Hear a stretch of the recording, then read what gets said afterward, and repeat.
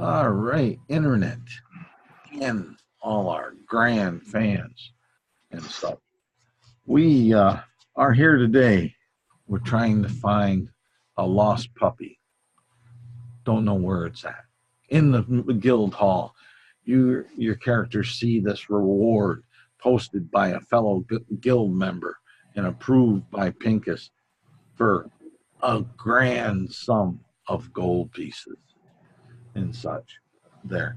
And what he wants is information and recovery of his dear companion, Talmeric, and such. He didn't, in the reward, he didn't specify what happened to him totally. So you just know that his companion, Talmeric, is lost. He doesn't know where it's at. He doesn't know if it's alive or dead. And he needs that information right now so he can make further plans and possibly enrich you with grateful recompense and profit as far as that. And even Pincus may throw a little into the kitty since it was a guild member's companion, such as Pincus and the guild did with doing the memory of Storr's mother, who died in battle. And now we have that the healing wing in the guild named after her. So with that, I'll ask each of you to introduce yourself to the internet, describe your characters, what they're doing, and the scenario is that you're both meeting up with each other in front of the post board, the job post board in the guild hall, seeing the same announcement for reward. And let's see here. We'll go with Eric first. Okay. So today I am playing, I've got to look at her name again, or his name, sorry, Quanner. It's Connor, but with Q. And he is a Tabaxi monk.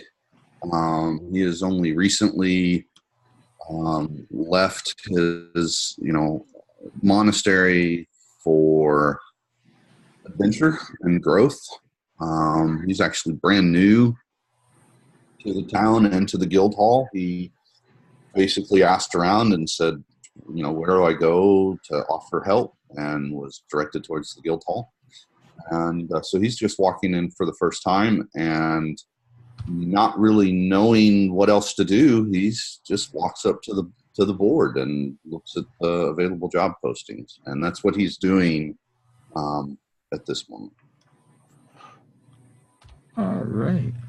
And Isaac, your character that you'll... So I'm playing Epoch, a warlock, a Eladrin, who is gotten in with the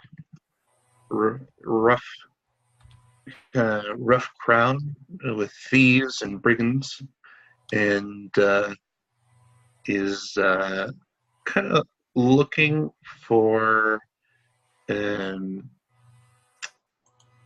a way out, and possibly some coin, either for himself to do so or for the group as a whole. And he has actually returned to the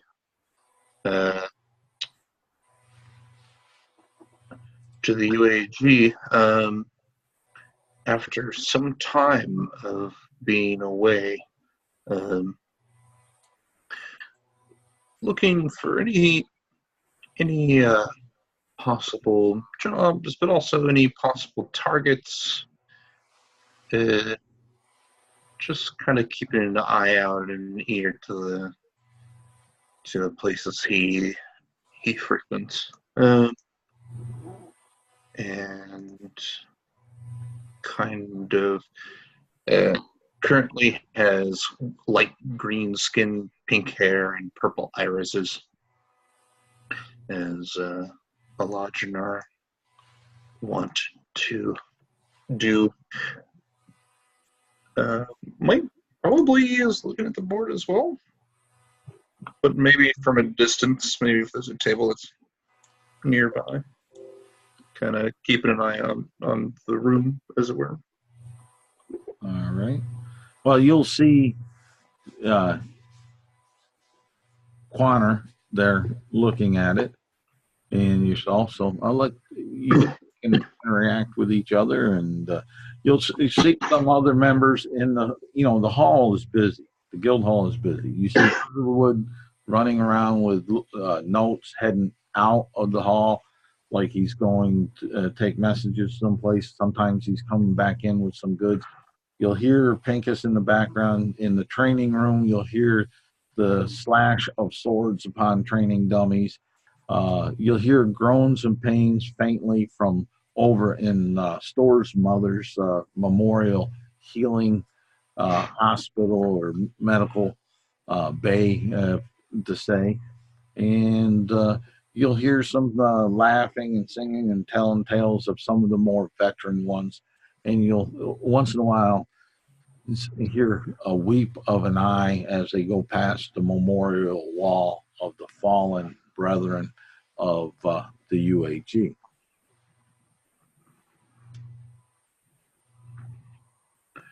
Well, so I say to Tabaxi, haven't seen him around, and see him looking at the board and looking at this new reward that's pretty hefty.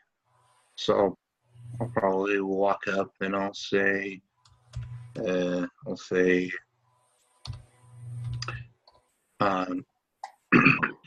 friend, you looking up at this job here for finding this Talmeric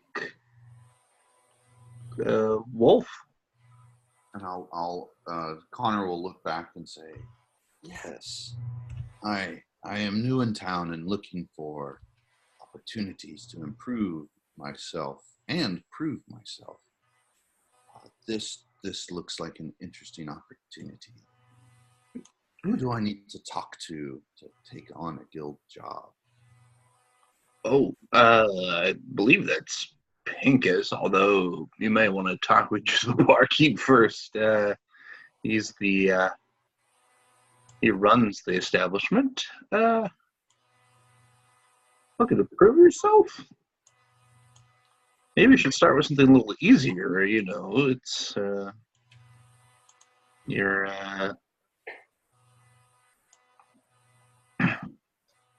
I don't know. Don't look like you're properly equipped. I could offer. I got an extra sword, but like. It's funny you mentioned that. I was also going to look and see what I could do to get some type of ranged, but when it comes to hitting, me and my trusty staff, it's all I need. What I trained with. But sure. You're probably right. I think I'll leave and go find someplace else to adventure. He says, whoa, friend. I put my hand on your shoulder, and I'm totally looking to see if I can pick this guy's pockets. Okay. Roll your sleight of hand against the. No. I'm looking to see if I can. I'm not. Yeah. I haven't done it yet. Yeah, and I'm gonna insight check this person. All right. I guess I'll roll deception. Ooh, natural 20, 24. I also got 24 on a nat 20. Oh, So we're just kind of like all suspicious of each other, like this Little laser awkward. come out of our eyes and explode in the middle, right in front of us. That's right. If this is a romantic comedy, yes. Anyway, I'll subtly remove your hand from my shoulder, and take a step back. I think I'll go talk to the tavern keeper or barkeep and find out how I may be of assistance here. Thank you for That's it. in that direction. I see. All right. I'll let you. Bart, Let me know if you. I kind of slap my hand against the reward.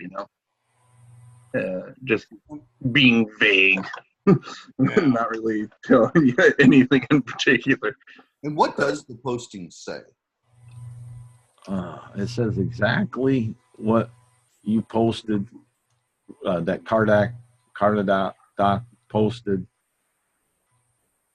Okay. So 4,200 gold for the return of Talmeric.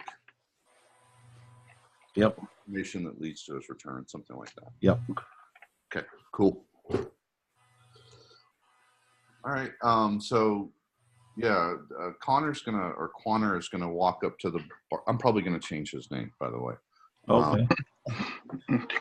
You got to try it out. You got to see. No, I'm with you. I don't have a problem. The only thing is remember, all changes prior to fifth are capable prior to fifth level. Right. Yeah. Cool. Yeah, I didn't think about Tabaxis actually have a more descriptive name, almost kind of like the old Native Americans, walks with wind or whatever. Yeah. Like that, but I wasn't thinking when I put. Yeah. They kind of align with their pride and stuff. Yeah. So anyway, Quaner, that's his incognito name. That's right. Does walk up to the barkeep and ask, who do I talk to about prior to fifth level? Forming pieces for the guild. But here now you guys got me confused. You're talking about you're in the tavern, or I thought you were in the guild hall. Guild hall. We are. Most of the DMs, or at least myself and Alex when he was around, had there at least be refreshments. Well, there's refreshments there, but there's really not a bartender. Okay. You get your grown ass adventurers. You get your butt up and you get your own. You know where the cask and the bottles are. They're off on the one side in one meeting hall, which is kind of where it's a honor type system. You mark down what you took, and then it's adjusted at a period of time, monthly or whatever, or when you bring in a haul, it's adjusted. What's owed is adjusted. Oh, okay, then in that case, I'm going to look for this Pincus character. You'll hear him. He's in a room off in the back, going over some papers and reading from a book.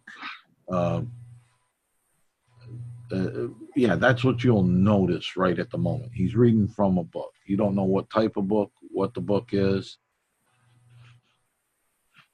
All right, so I'll introduce myself and just inform him that I am a monk from a monastery that's some ways from here, looking to make a name for myself, and I'd heard that this was the place to be. And you'll see this little gnome, and he's gonna with a white beard and kind of a baldish head and robes, and he'll look up and he'll say, Gran, good. A monk. Well, we have lots of ceremonies that can be done if you want to work here inside the hostel itself, the guild hall. You can, we got sweepings and things like that. But if you, we do have a job board out there, and if you want to join, he'll run you down where it'll cost you 10% of whatever you find on a job, or what you get paid for a job when you pick on up, and that takes care of all the benefits that the guild will have for you, where you have the healing center over here, uh, the sainted mother of Store that sacrificed to save her village in the battle with the black dragon, and then you'll have we have some rooms here, and we have discounts over for guild hall members over at the Silver Chalice across the way, the very fine tavern and inn. So, and you have discounts over at the Pincus General Store just next door to us. So there's those that come with that 10% discount. And oh, we do offer a credit union for our members where you can store your monies that are guaranteed to be protected. And he'll say, all you need to do is agree to the terms, sign this little parchment, and if you do that, then at the end of that, he'll say, oh, we do offer a will option if you want it, for, or that there again, it's yourself, or you can, and we do offer, we'd like to know, if you want to be resurrected or raised if you died, because you can, we do have a legal paper here, do not resurrect or raise, a DNR.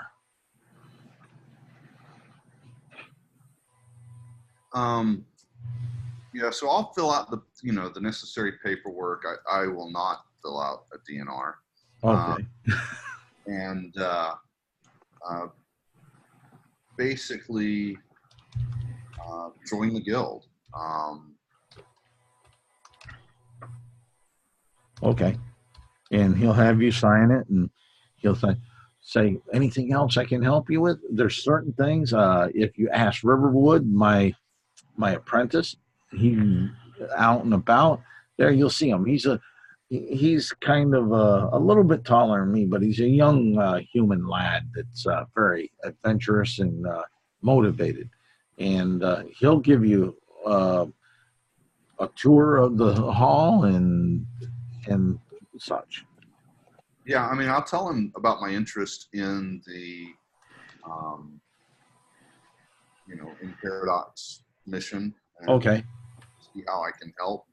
He'll say, great. That sounds really a good decision, because it may, if you're successful, may put a little coin in your pocket and also ingratiate you to one of our veteran members. Great place to start, to have a veteran on your side to stand with you and for you. Yeah, so I would definitely like to do that. And I would ask if there's any way, even if it's just a loan, that I can get, say, a light crossbow with some bolts. I don't have a lot of cash yet because I've just started, but I'll give you everything I have as a rental. Okay. Let's see here.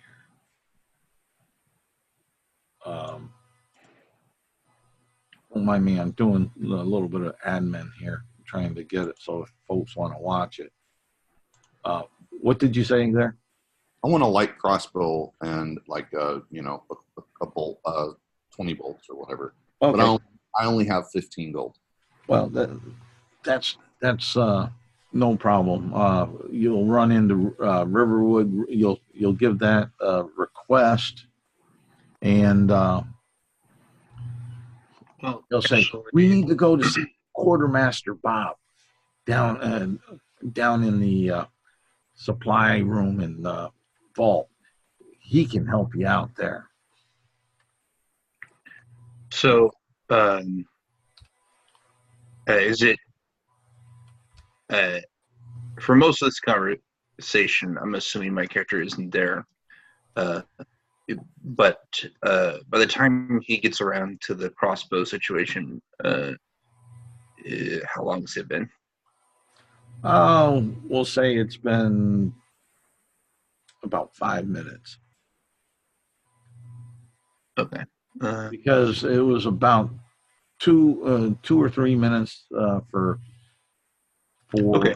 Pincus to do the sales job and have him sign the paper, and then he directed them out to find Riverwood. Riverwood was out in that common area where the jobs were, so you could have overheard him talking about the crossbow, the crossbow and stuff. So it's about to that time, about 5 minutes have passed from going from point A to point B and being back in that area.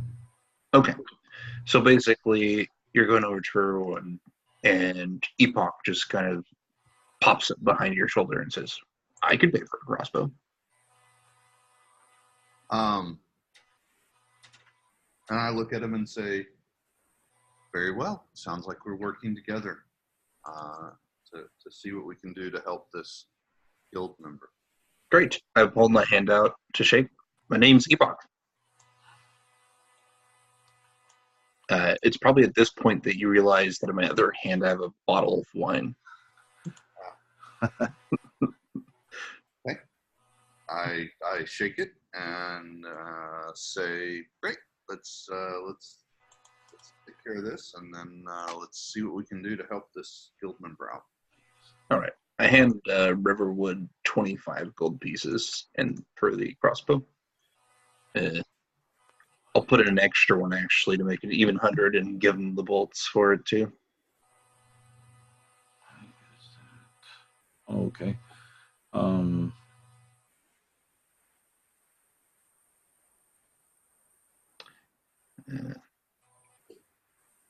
And yeah. And well, Riverwood is going to say, "Well, that's not really necessary." Quartermaster Bob, we as a guild, we do loan out materials for jobs. Oh no, River, you misunderstand. I'm here to help my friend out. I'm buying him some new stuff to work with. You know. Okay, and but Riverwood would give you that information. I guess. Oh, they attempt to. I attempt to cover up the fact that they're giving them the information. So you're trying to ingratiate yourself and not hear that it would have been free or something like that. Right? Probably. I'm just sitting here thinking, what a great guy. Yeah, okay. No, that's fine. I just want this is what Riverwood's actions are. What Epoch is doing is fine. It's just sure.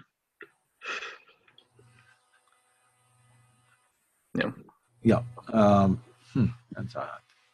But okay. No, not on what you're doing, but why YouTube? Because I'm trying to set that up for stream, and it's set up, but it is giving me the shard name on that.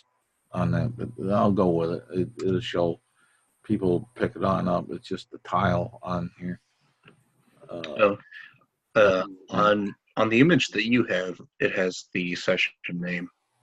Yeah, that's the one I see, not the shard thing.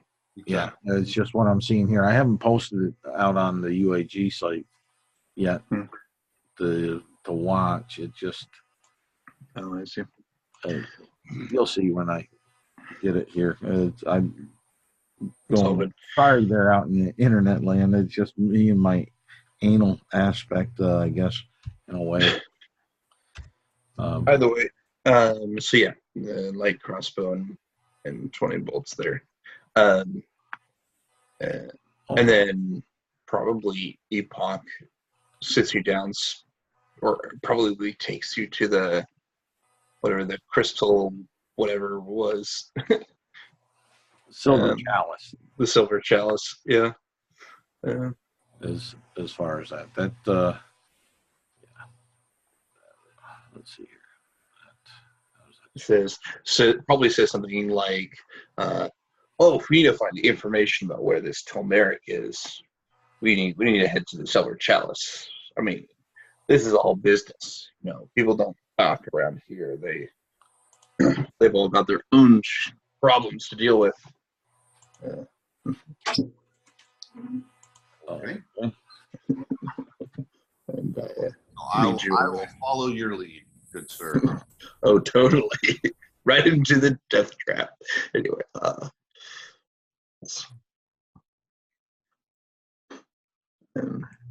well, okay, guys. I got an important call here from my one daughter, but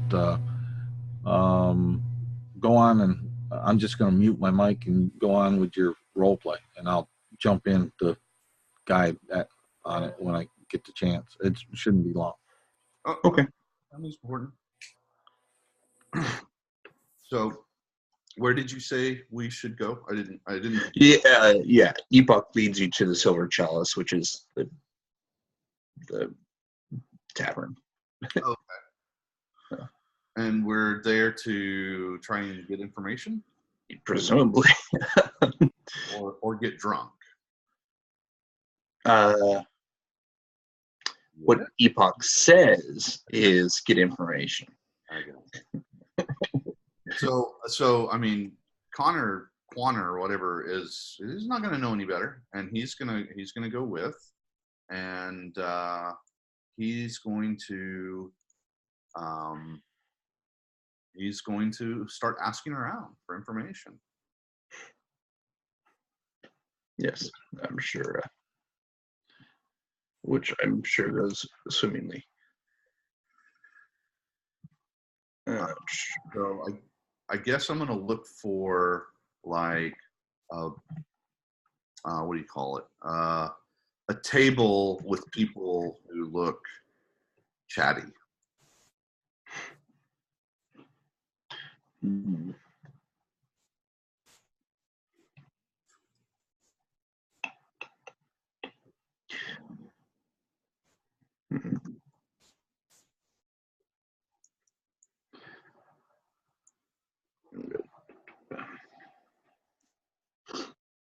Okay. While you are doing that,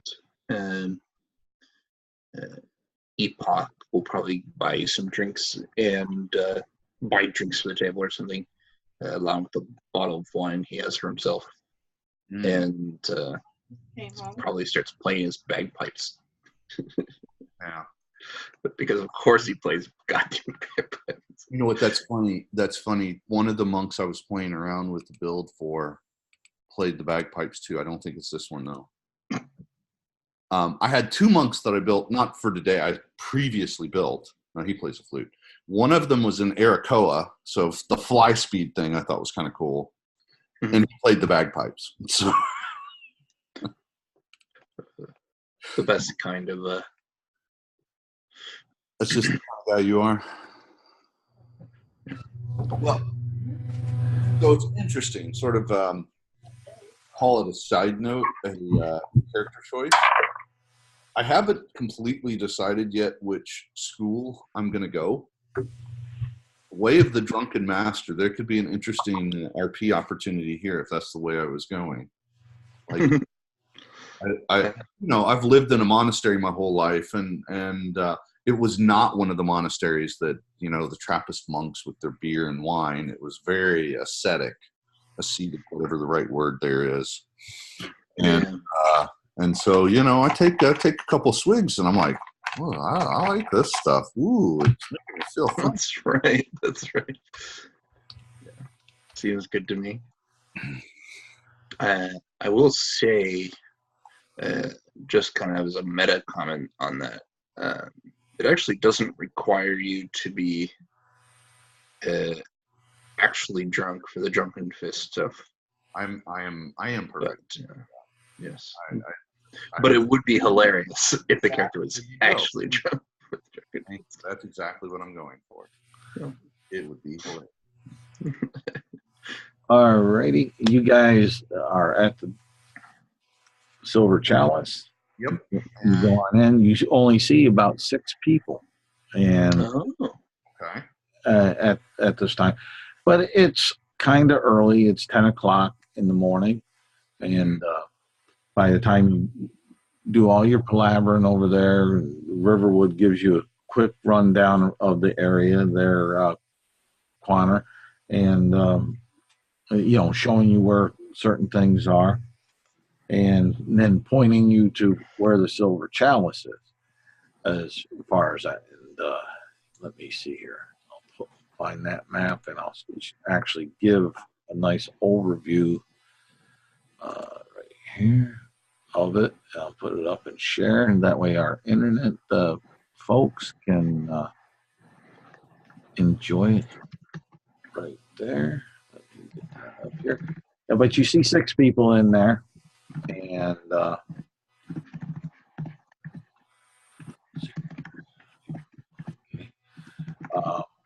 not counting the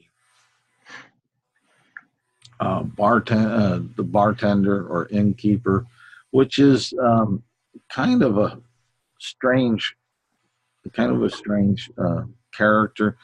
He seems to be human, but he's not what you would typically look to see as a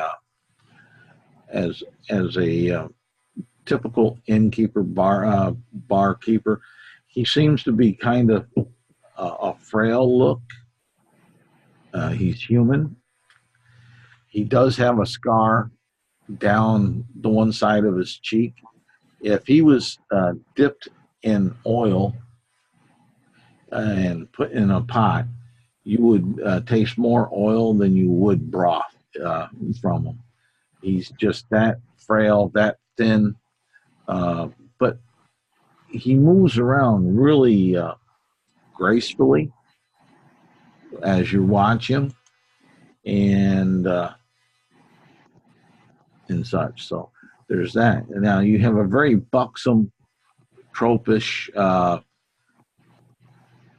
dwarven barmaid that's standing there walking around delivering the drinks and food that's ordered by the patrons. Okay. So Coner is drinking, and he's finding out that he really likes alcohol. He's getting a little sloppy, and he starts hey, come over, I need another drink. Come over here. We need another drink. Okay. Do you indicate you're from the guild, or are you just probably in first as regular off the street? No, we've indicated we're from the guild. We're okay. When we first came in. Yeah, okay, I just wanted to buying drinks for people in order to try and get information, and unfortunately, somebody found out he's got a bit of a taste for alcohol, having never tried it before. Okay. No, I just really needed to get that square in my head so I know how the situation will develop. And yeah, right there it is. And let's see here. I will. Come on. Here and share. So, boom, right here. And I will take the little, we'll do yellow for the color.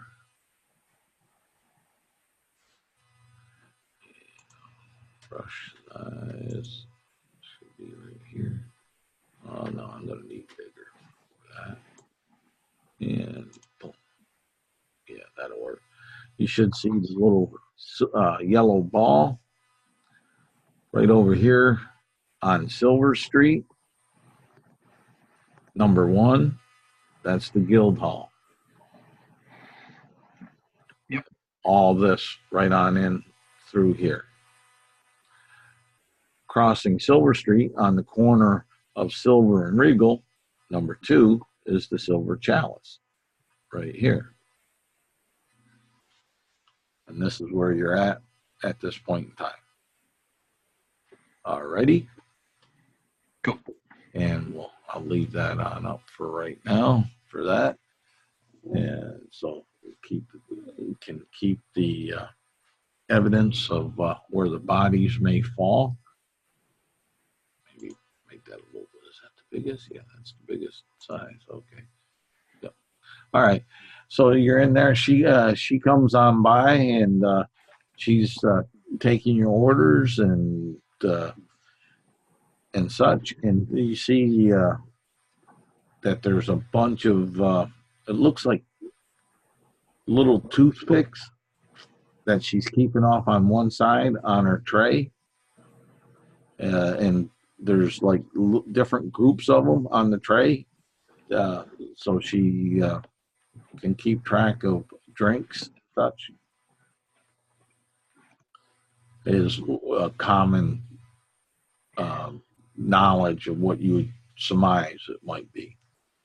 Yeah, I believe we both also try to ingratiate ourselves with the other people at the bar, just whatever one is the largest group of people. Let's see if we can. There's 2 groups. One's just a little bit larger than the other, but that's no problem. They're sitting at tables. One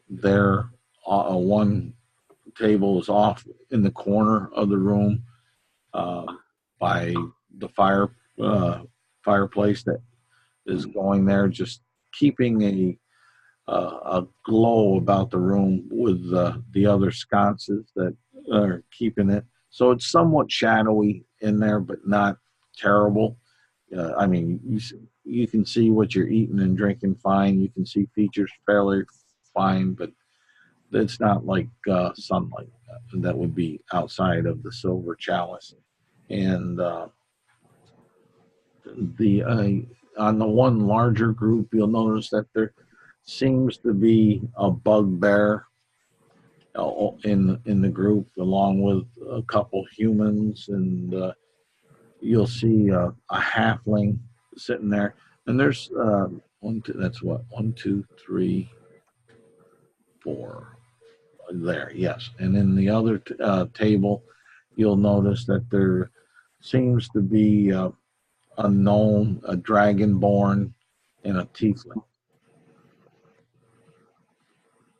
sitting there. And you're trying to ingratiate yourself over there with the bugbear group, we'll tag it as. So she takes over the drinks there, and you'll see a pile of the one pile just getting larger, which you would surmise possibly could be yours, of the toothpicks. As far as that, and the bugbear will look up and look at your group, and the others there will do the same, and they kind of pick up the drinks that they're drinking, and they'll sort of give you a air salute with the mugs before they start drinking on down. So are we at their table? No. Oh, well, I intended to be at their table. Okay, you can move to their table. Yeah. Hey fellas, just more like, hey fellas, just was so wondering, you know anything about a dog? I'm hoping my friend can fill in the blanks. And I lean on you and say, yeah, the turmeric. Turmeric. Well, we know of a couple dogs. We haven't seen them in a while, but none by the name of Turmeric. One was named Spot, and the other one was Fido. No, it's gotta be turmeric. They're nothing. We can't necessarily help you with that, but these dogs, they were down at the wharf, but they come up missing. Down at the wharf. Are they soft like you? And I hug the bugbear. Oh my. And roll me a perception. Both of us or just him? Just him. Disadvantage 1. Okay. Well, shit, his wasn't much better. I'm not rolling good again today. So you had your lucky. But you will, for some reason, as you go and you hug them, you'll feel a pinching in your midsection. Okay. And he doesn't say anything. He's just kind of looking at you, kind of weird, but you feel this pinch in the midsection. I'll just kind of look down. I'm still leaning on him, though. And if you look down, there would be no problem seeing this rather sharp-looking dirt that is pointing in and pressing upon your midsection where you're feeling the pinch. It's not shiny. It is kind of a tarnish, dull, dirty looking, almost like it was purposed not to shine. Yeah. Say, whoa, man, we buy you drinks. Where are you throwing daggers around? And I just I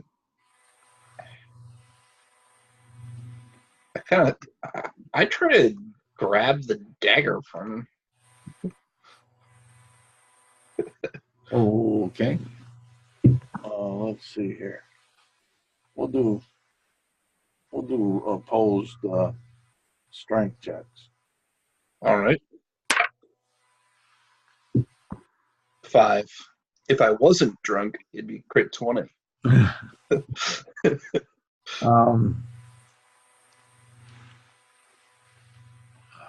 Yeah. Roll me a percentage dice. Sure.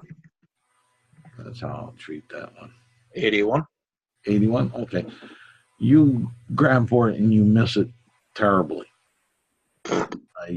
But, which is a good thing because you said, dog.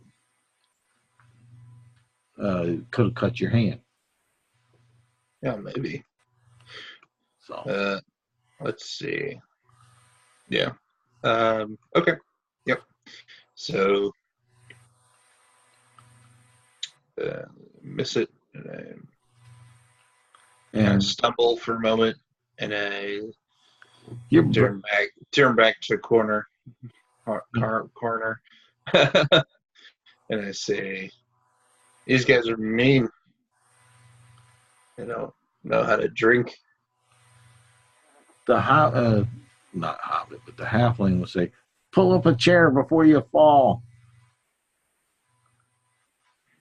And corner will say, "That's a good idea." Okay. And stumble into a chair next to the halfling. Okay. How about you? Have you heard of a dog called Talmeric? He was part of the guild. Which guild? The Unnamed Adventurers Guild. Let's see here.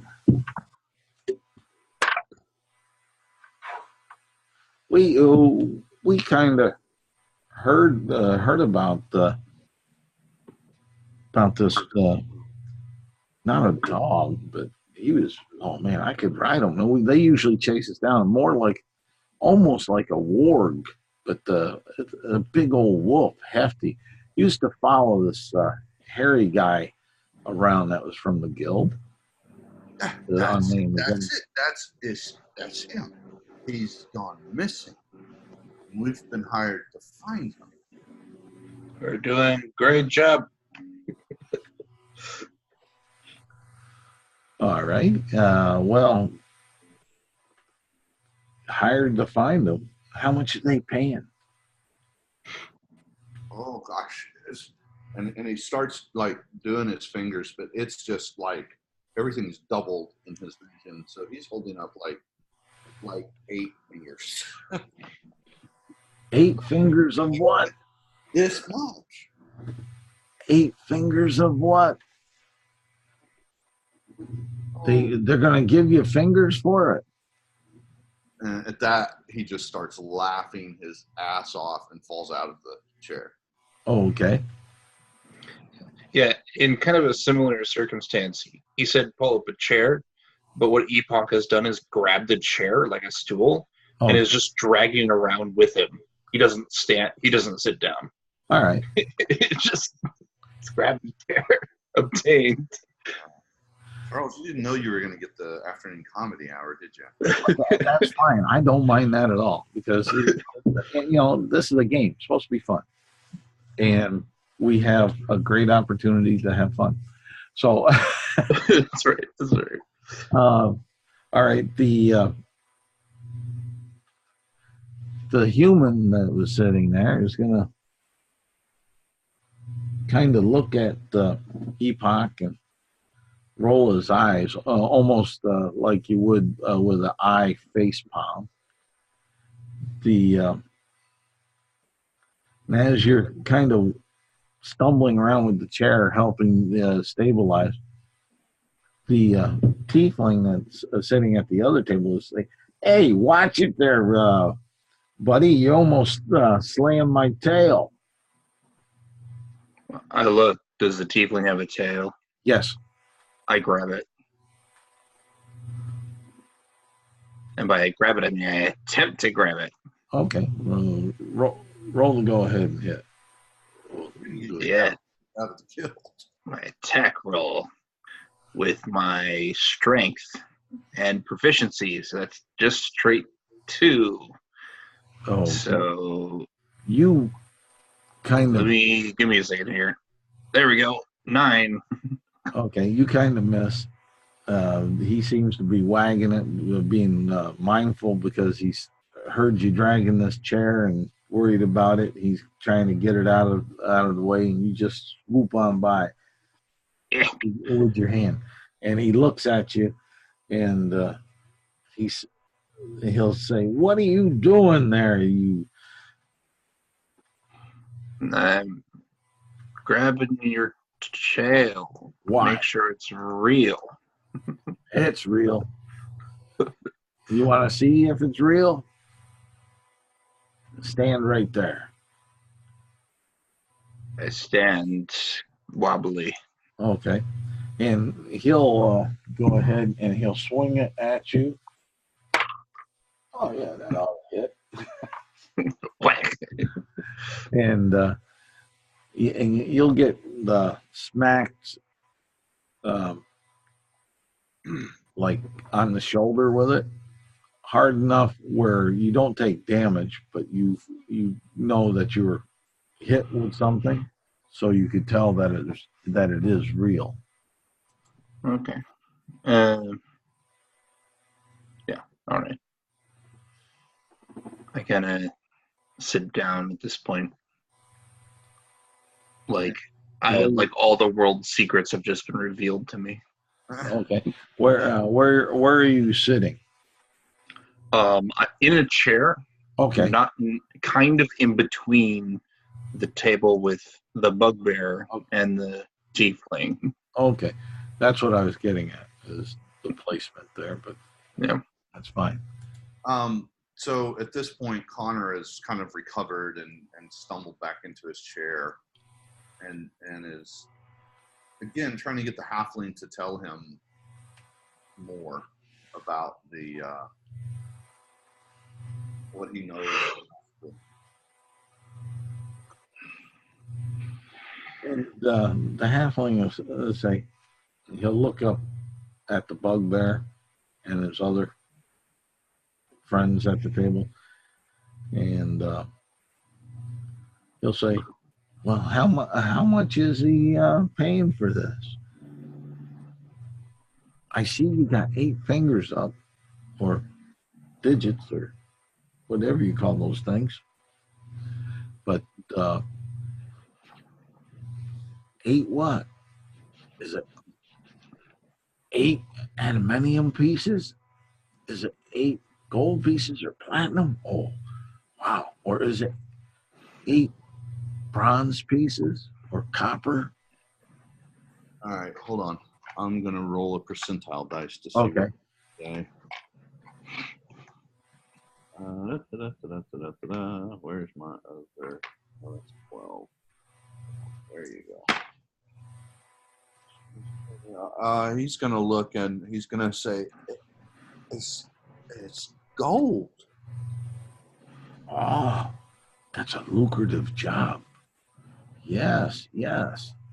And he'll frown and he'll wipe his forehead with his hand, like he's thinking, making it look like he's thinking harder. He'll say to his guy, "You guys know much more about this this big wolf, Talmeric. What was his name again?" Asking Quanner. Turmeric? And the bugbear chime in and say, yeah. The last time I saw him, he was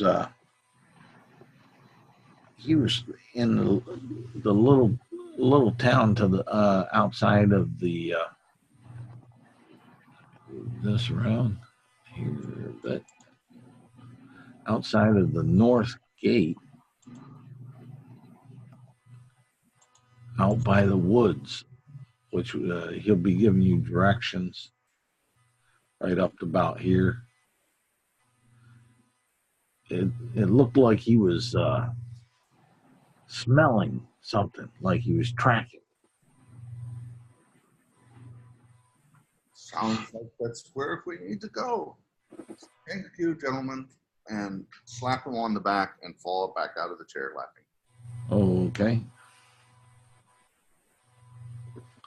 So this is either going to be a great setup for a drunken master or a great setup for there is no way in hell I'm ever drinking again. Yeah. Player's choice. That's right. So. Yeah. This scenario, what's Epoch doing after he the reality of a tale? That's right. Well, so after kind of sitting down for a moment, the people in the room who are paying attention kind of notice his hair go from pink to silver. Okay. And his skin go from light green to porcelain almost. Okay. Porcelain white. And his irises go kind of this bright blue. Okay. And he's kind of blinking. Roll me an intimidate roll.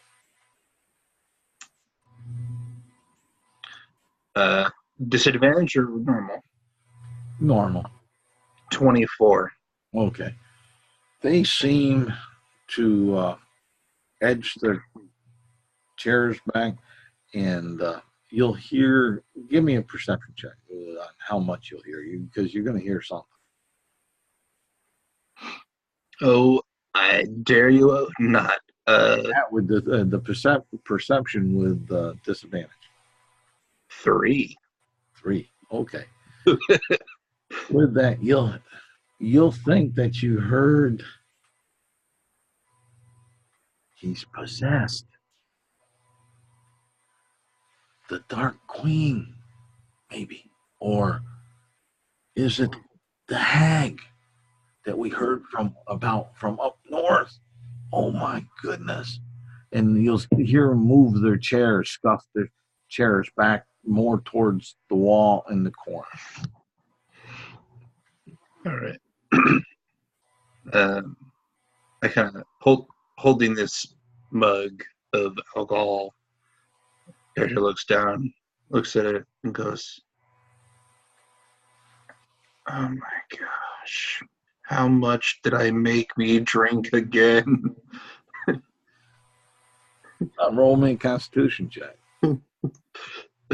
or a Constitution save, I should say. Yeah, 13. 13. Oof.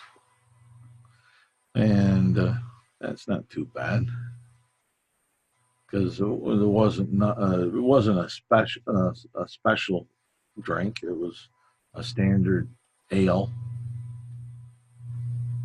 Oh no, out of character. My character was drinking until drunk.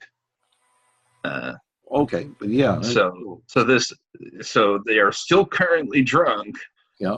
They just suddenly realize they don't want to be anymore. Yeah. I'm fine with that RP aspect, but it was the reason for that was just so I know. Yeah. See how long it takes. Right. Yeah. I mean, a standard ale, the Constitution save is not that bad for even being drunk. Now, if you here again to put it in perspective, I guess, and so our whoever's watching or does watch would see on why I went that way was if you rolled a 1 or 2, you really would have had a bad hangover. But that 13, it's like, okay, you're drunk, you got a hell of a buzz, but you're not stinking drunk. You're not puking on yourself. Okay. You see how I was kind of managing that? No, that makes sense. I was just clarifying. Yep. So was I. That way, the folks out there, especially if we have some of the younger members that haven't played D&D that much or such, could see how some of those things can be worked outside the box. So, considering this is Connor's first time ever drinking, probably should roll con save himself, don't you think? You can. I was giving you guys that agency on how far you more or less wanted to get drunk. Oh no, he is plastered. He is falling down drunk. He will not be able to accomplish much the rest of today. Okay. But he did roll a 19 on his con save. Okay, you're not going to have a hangover. You know, this is sort of defining the way I'm RPing this, right? Because had he had the bad hangover, he would not be a drunken master. But now he thinks he's invincible. This is great. There's no way this could possibly go wrong. Having a hell of a buzz and what the heck? I don't know what they're all talking about with these. Man, I got sicker than a dog type of talk. But yeah, so they give you the directions that last time they saw Talmeric, it was up out on the north, up around the woods. Okay. So I'm gonna suggest that we head that way, but basically by the time I reach the door, I fall down, like pass out drunk. Okay.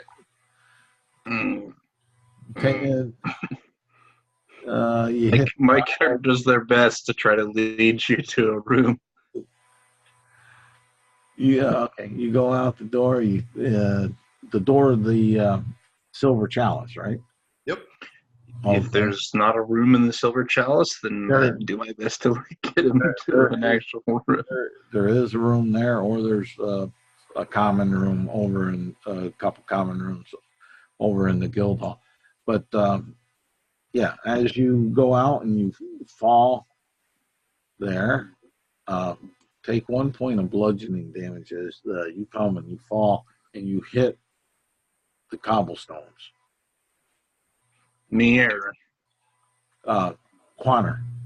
Okay. Got it. And that's non-lethal. Okay. Damn it. He's dead. You killed him instantly. Well, I didn't. That's It was right. his I had choice. half a point of HP, and you took me down to double my negative. But That's right. Double your negative with 1 damage. so that You're right. that's what Epoch. You see him go down just as he opens up the door to go out of the silver chalice. You, you'll hear the clank of his equipment that he may have, the crossbow and the bolts and such. Do I see a coin purse on him? I don't know. Yes, you do. Okay. I'll get him to a room and take his coin purse. I should say maybe it's a perception check. Sorry, I do have one. I don't know if you see it. Yeah, that's what I'll say. A perception check for Epoch, and for Quanner also a perception check. 7. Should mine be at disadvantage since I'm passed out drunk? Yeah. Well, you're kind of passed out drunk. You just fell is what I'm taking it. That's why I'm giving you perception. But yeah, disadvantage would be all right. All right. Makes sense. So, still did pretty well. 17. Yeah. Do I notice the coin purse with the 7? You wouldn't notice the coin purse, and Quanner, you see Epoch coming, reaching his hand down towards you. I'm just gonna, in a halfway drunken suit. Hey, what you doing? Get into your room, you idiot. Yeah, I wanna sleep. Okay, and that's where you guys going from there? Back over to We nap it off. or are you trying to find a room How far is the guild hall from here?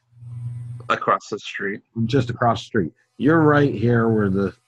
I mean, my vote is you drag me across the street and dump me in the common room. That's pretty much what my character is going to do, except the way that my character works is that they would not dump you in the common room. They would actually look for a room. And there's not too many of those because they're kind of, the veterans have more of them. But there are a couple larger common rooms. But let's see here. We'll see how many people may be. One has 4 guys in on bunks, and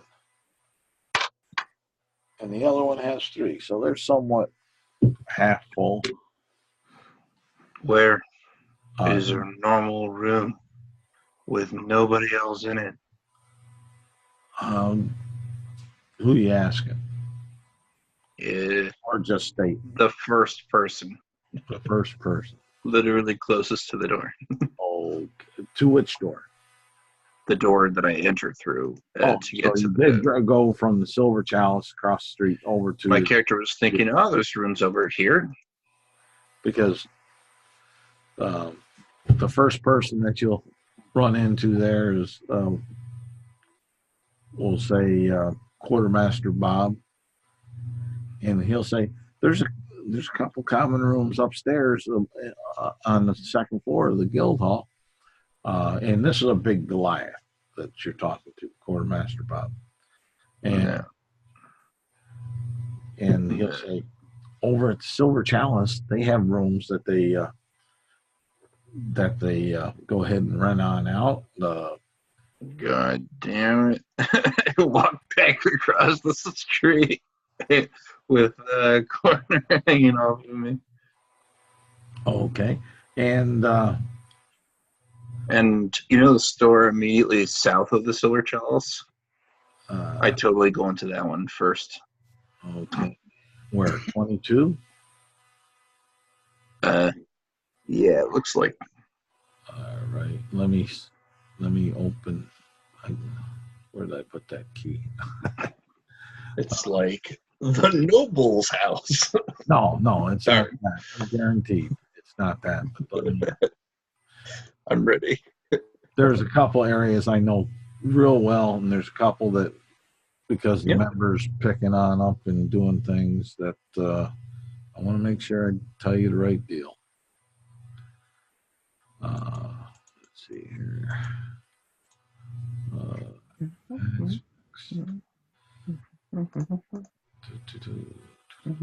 Where's it?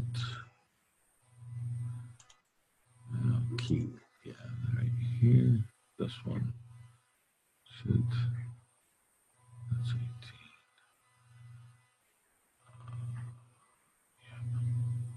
Take that one. I have it right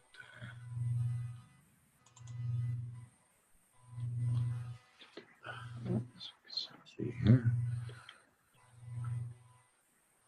And you're going back. You're going back towards the silver chalice. I'm taking dragon, quantum, correct? Yeah. Okay. What are you doing, Quanner? Are you assisting him, or are you just being dead weight that he's pulling? I'm basically dead weight. Okay. Yes, and you're a tabaxi. So what's your average? What's your weight of your tabaxi? Oh Lord, I don't know. Hold on. There's no way I'm carrying him. I'm No, dragging him. Hold on. Let me just pull it up.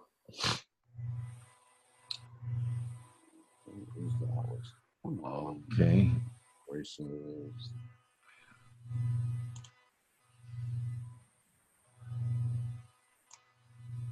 There we go. Tabaxi.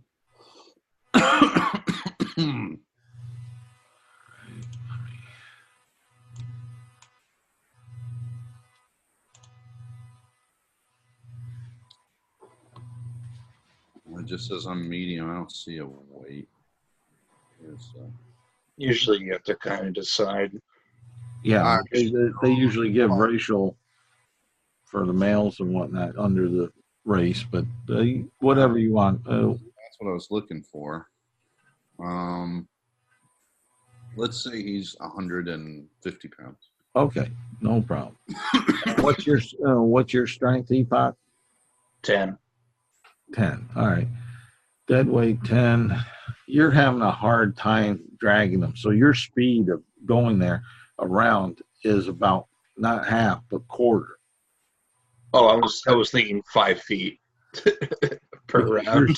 You're stumbling and like that. You may only be progressing. You can progress only 5 feet if you want, but you're actually using, we'll say, your normal rate is what, 30? Yeah. So half that would have been 15, we'll say 8 feet for a quarter. And, but you're actually stumbling left and right, tugging and pulling, but only going forward about the 5 foot. Right. And you make it to that doorway there, and you'll see above it is a sign that says the pewter mug. All right. Let's see how bad my wisdom is right now. Oh, wow. It's really good. I'm like, that's not the right one. Then I go to the silver chalice. All right. You enter the silver chalice. And I say, I need a room. And the 6 customers that were in there are looking, and they're pointing and chuckling. Not loud. Right. Loud enough where you know that they are. And you definitely would feel like they're pointing at both of you. Because as you're dragging this tabaxi, how are you dragging them? That's going to be my next. I was imagining arm over the shoulder, tail. Maybe right arm held by right wrist held by my right hand. Okay. And then What they'll be hearing and seeing, and what the Quanner will be somewhat sensing, is the thump, thump, thump of his legs and feet hitting the door stoop coming on in, and the door maybe coming down to come rest on his legs. Do you have a full tail or a dot tail? Full toe. Full tail. Saying your tail may be getting pinched by the door as it comes down on it. No real damage, just maybe a little discomfort with that. And the tavern owner will turn to the waitress and tell her, not this early in the morning. My God, it's not even midday, and we have this. Take them on upstairs to a simple room. It's easier to clean. And she'll tell you to follow her. You go up to a set of stairs that are over here, right here, that you see, where the yellow is. And she'll lead up, going on up, and you're following. I'm taking that leap of faith. Yep. And Quanner, you're feeling thump, thump, thump with the stairs as he's dragging you. And with that, the bartender is doing all he can do not to smirk and laugh. The other patrons, you hear Epoch and Quanner, you'll hear them just break out in a raucous laughter from the sight and the sound of this poor tabaxi going thump, thump, thump, thump, thump up the stairs, being pulled by Epoch. I'm sure it's just somebody else told a funny joke. There was nothing else. And she'll take you and open up this door to the simple room, and that's what it is. It's a 10 by 10 rough cot. There's one chamber pot and one chair. Not very luxurious. In fact, even someone that was Spartan would say this is a rough one. But yeah. But that's where she leads you to, and that's what the room is. All right. Yeah. I kind of try to lay down Warner onto the ground, but probably just kind of drop it. Okay. That's no problem. And probably at some point, either now or on the way up, Epoch will try to say to the barmaid, "Never again. Don't let me do this." She'll say, "Darling, they all say that, but comes the next night, they're right belly up to the bar because I'm being serious. Don't let me." All right. Yep. All right. All right. There you have that. So we can, unless there's certain things that you guys want to do, we can fast forward to the next. Yep. Yeah, I'm good. Fast forwarding. Okay. The next day breaks. Through this window, you have this bright light. it's not early morning. It's about 10 o'clock in the morning. I mean, the heat is heating up through the into the room from the light coming through the window. Epoch, you're kind of half sprawled in and on the cot. You had somewhat of a rough night of it, but you got one leg down on the floor and a hand down there, almost like you're trying to touch to steady yourself. About 6 inches from you is Quanner, and Quanner, about 3 inches from you is a pool of vile spittle. Mm.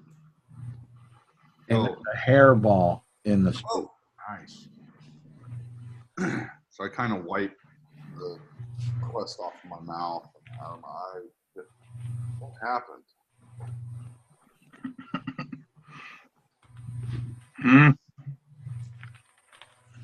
So you look at who you assume is Epoch, but he has brown hair, golden irises, and dark cream skin.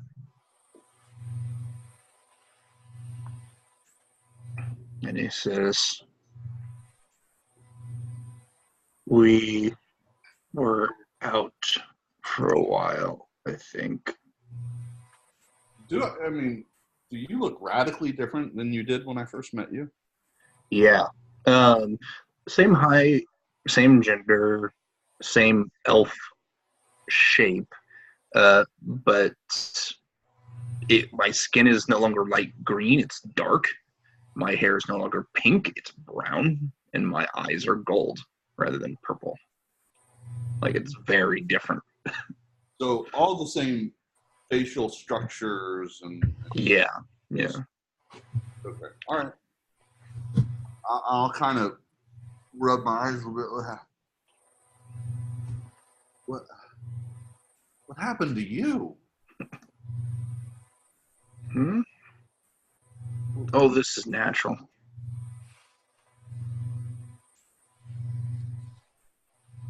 I'll kind of shrug and go, okay. I vaguely remember being told the direction to go. What do you say we head out? Yeah. Yep. Okay. All right. Yeah. As you yeah, we head out. let me see here.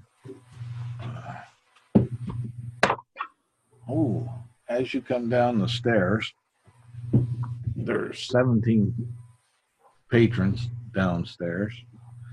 The same tavern keeper and the same waitress, but a large mix of races down there, and you'll have a mixture of smells as you come out the room and get down into the tavern section. You'll have the smell of meat fats dripping into the fire and shooting up. You'll have a smell of some sulfur. You'll have some smells of a rich stew being cooked on up, plus some stale ale smell around as you get to the bottom. Yeah, I definitely don't have an appetite. I kind of, the smells are kind of like, oh, let's go. Maybe we can eat a biscuit on the road. Okay. As you're going on out, the tavern owner will say, "We'll send the bill for everything over to the guild hall to Riverwood, so he can give it to Pincus, and you'll give me perception checks from both of you." Sure. Ooh, 23. It was almost a 19, Uh, and it was a 19. 13. Okay, that's plenty. Both of them plenty good enough. You'll definitely hear them. The group of folks down there snickering and saying, "Yeah, those are the two. Those are the two. Yeah, look at them. Boy, oh yeah. Boy, those guys weren't wrong. That tiefling, he nailed it.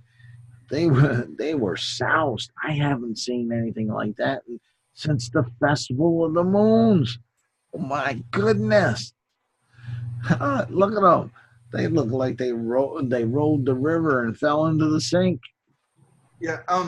I check my belongings in my money pouch. Does anything feel lighter? I never had a chance to steal it myself. Maybe somebody else did. I think, gosh, I got drunk so fast. I mean, not that I would know, but I've heard of people getting spiked drinks before and getting robbed. I don't know. You'll be very surprised when you check yourself and your stuff. Everything is there. It Wow. may be wrinkled, it may be a bit dirty, foul smelling, but everything's there. You're carrying whatever you were wearing, picked up like that heavy, nasty sweat through the night as you were sweating out the alcohol through your pores, and you didn't, take the stuff off. So you have that kind of seeped into there. Yeah.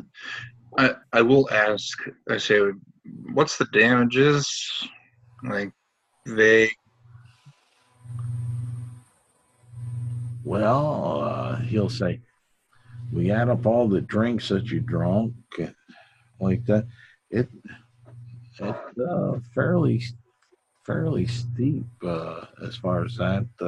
Plus the rooms, even with the discount, you're talking it's going to cost a gold and 10 silver.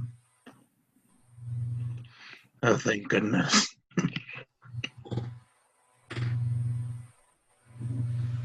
I would just, well, okay.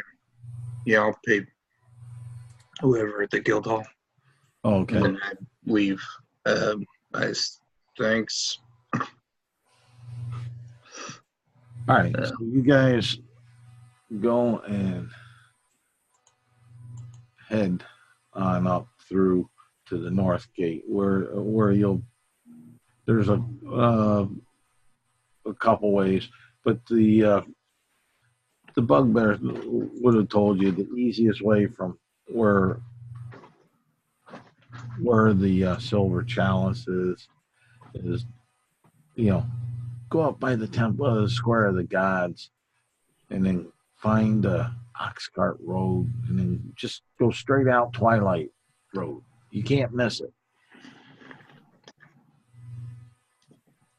Sounds good. So, and the city is pretty busy at this hour here, so it's going to take you probably about an hour to get out the Twilight Gate road gate here, because you're weaving in between carts and merchants and some of the militia, city guards, and the folks all trampling back and forth. But it's not too bad. Down around Oxcart Road, the smell is pretty strong, and you got to watch your step because there's some manure that's left behind, like road apples from the oxes that go down Oxcart Road, and the horses and beast of burden that are traveling down there. You have that pungent, fresh smell, and if you misstep, you may have that smell upon your paws or boots, depending. But you turn up Twilight Road, and it does get a different feel of it. It's a cleaner feel, a lot of noise, from the people the artisans, the sellers. Once you get past the park area, and you do hear some metal upon metal, like soldiers or men at arms or mercenaries training, practicing with each other, and you make it out to outside the gate, unless there's something you want to do. Nope, I'm ready to Okay. find some info. All right. You end out on the road there, and let's move that over here. And the first thing you run into is this sign hanging on the road right here. And it has a picture of a very busty Valkyrie type looking maiden on the sign there, hanging on the roadside of it, swinging back and forth, slight wind. You'll smell the fresh water coming in from the river off to your west, and you'll know that that's a it is the Busty Maiden Tavern. And there's a good group of common farmers and peasants and merchants that are in there at this time, moving on in, possibly trying to get their midday meal or midday drinks.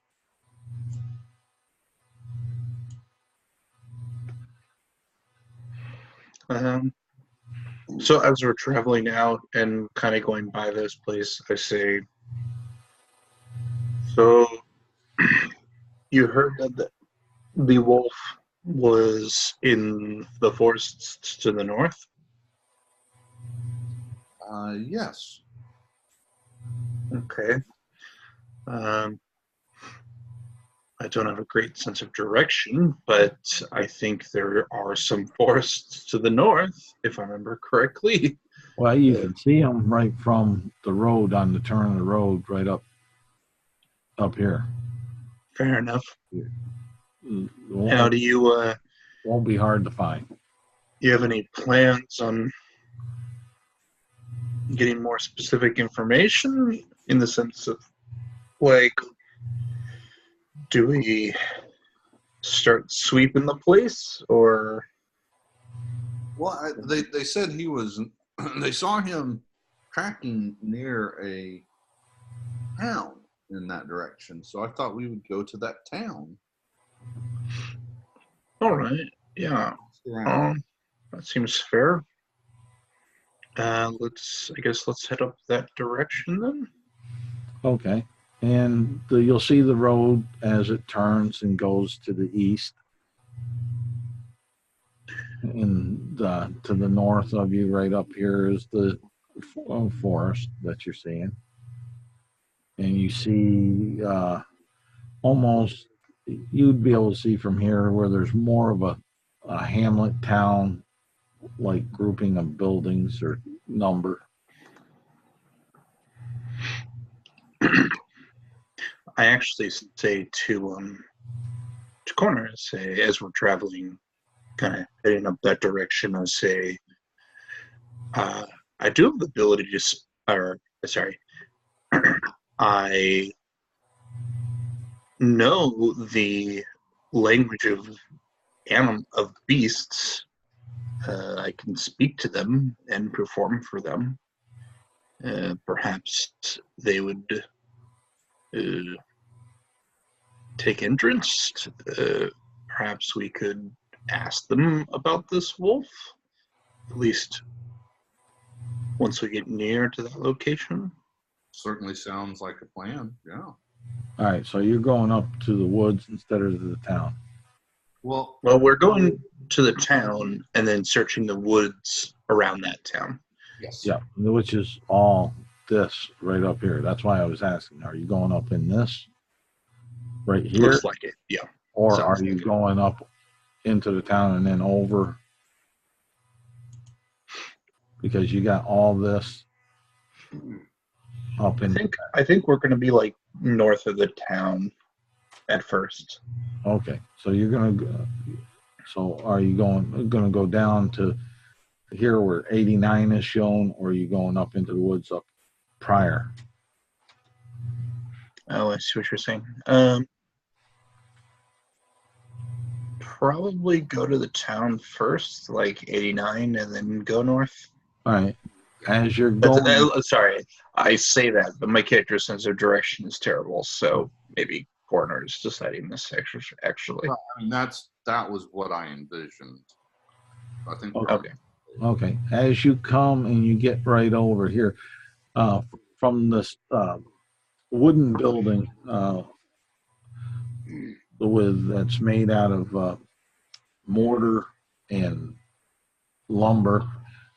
You'll hear some sawing and hammer, like wood upon wood hammering coming from that building there. And once in a while, you hear a ripping, almost like a large saw blade ripping across wood. okay. So we want to start there and ask if they remember seeing a large, almost half giant and with a gigantic wolf, almost warg-like, within recent days.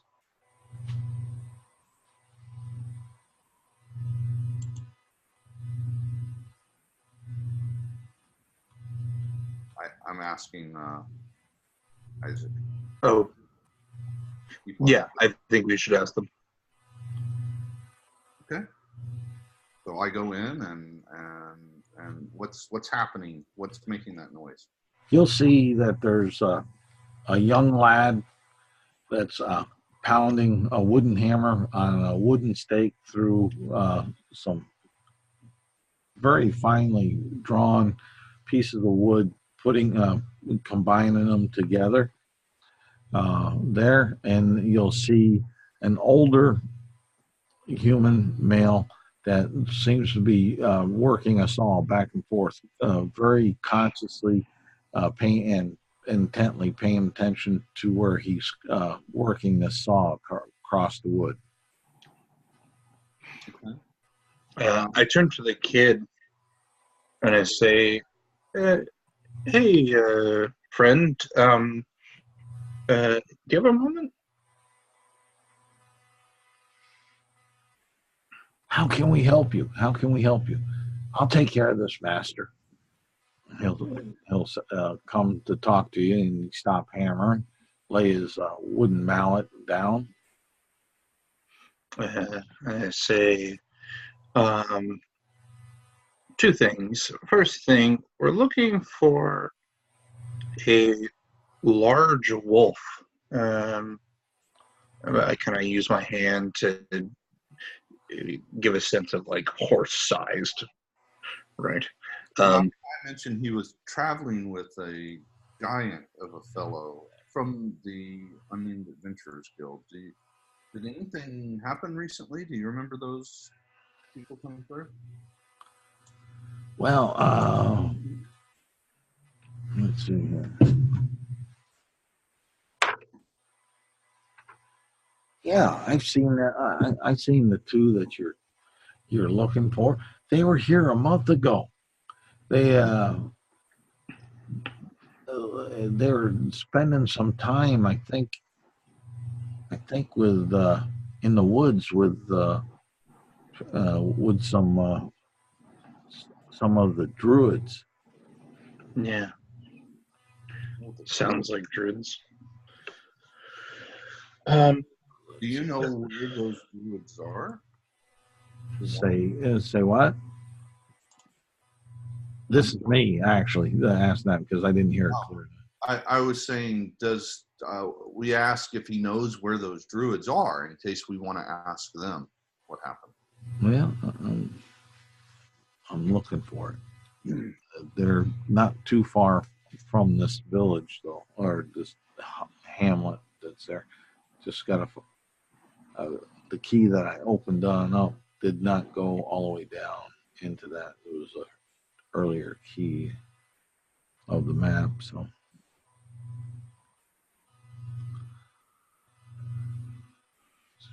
let me find that, because I don't want to really misspeak, because there's a monastery up here and a couple other different things. So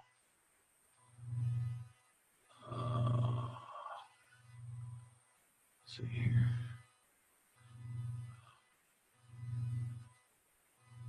Let's go over here. Is it this one? This one.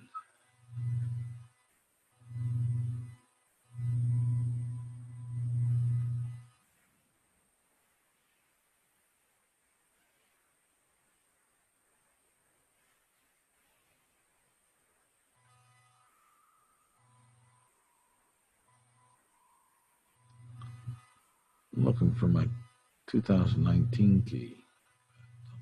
For some reason, I have an issue. Find that. I should not have that issue.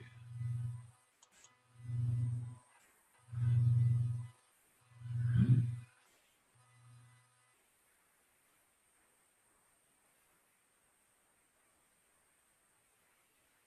Oh, this one might be. Oh, that's the wrong date.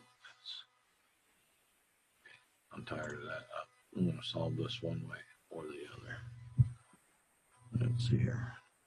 Go to the one that's on the site. Get it.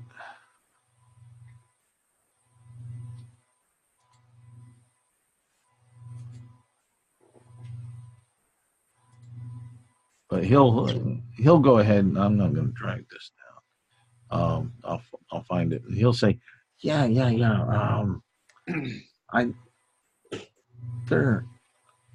I think they're on the other side of the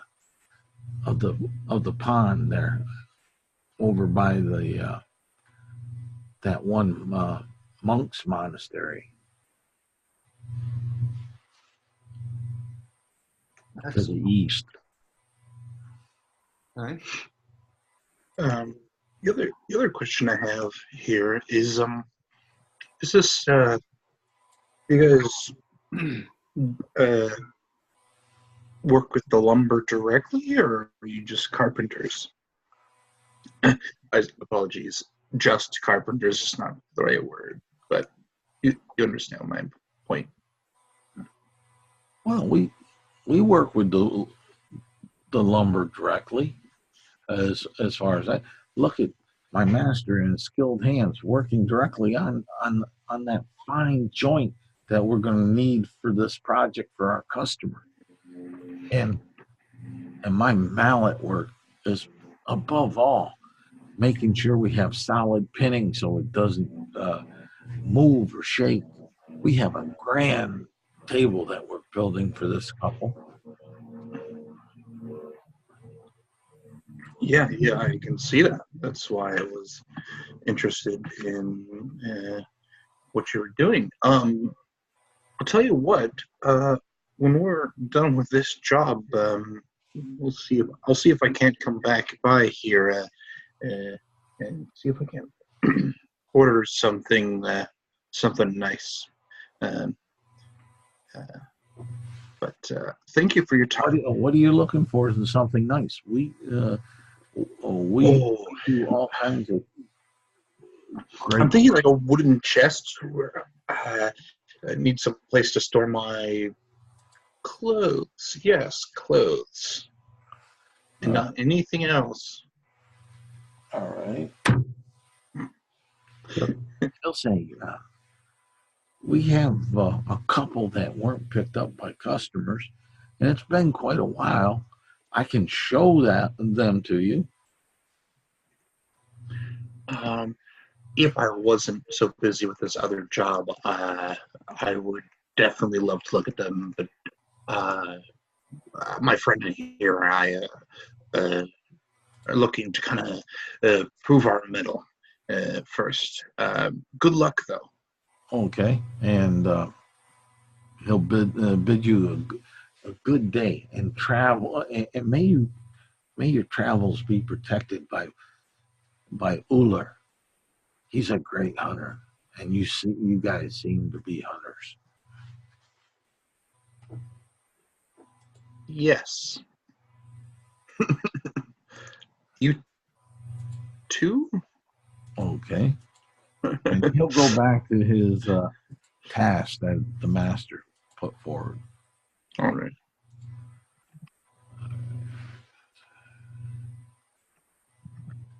I'm back. Sorry, I ordered a little food. I'm starving. Oh, So- that's all right. Don't worry about that. I understand it. So we got information. We know where the druids are. I mean, it's up to Epoch. Maybe we go ask questions in the forest and work our way to the Druids Grove. Yes, I think that might be good. Or perhaps we could go to the Druid Grove first and then we'll find ourselves asking the animals around there. Okay. Works for me. Alrighty.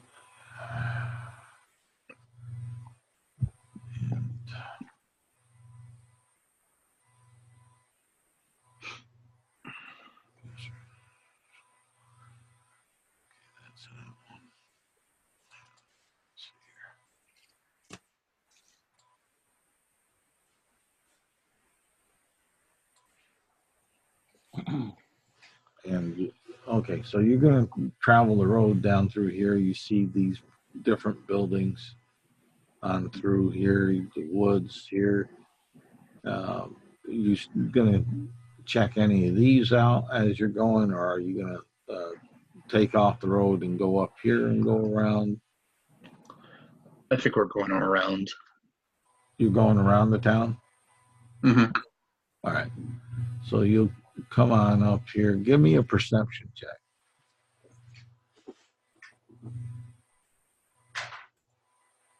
6. 5. Right. Okay. How do you like my -1 perception? Just loving it. You get up around here. You're moving slowly. You're hearing a couple birds, but not much activity. As you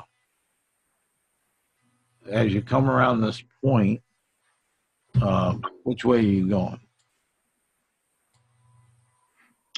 Druid Grove, past near the lake, past the lake, kind of north along the edge of the forest, I suppose. Yeah. I'm imagining that's the easiest path to avoid getting lost. Well, can be. That's getting lost. Avoiding getting lost is my character's #1 priority. Yeah. No. I don't know about Corners. No, So, I understand that. Which one is the Druid Grove? I'm lost. The Druid Grove's way over here Okay. in this area. And we're way over here at 89. Yep.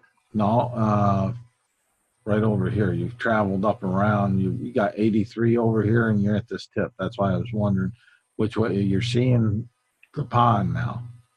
But No. That's why I was asking which way you're still going to go. Yeah, I'd say up to the pond. We'll go around, I guess, to the either north or south, and board it and go over there. Well, that's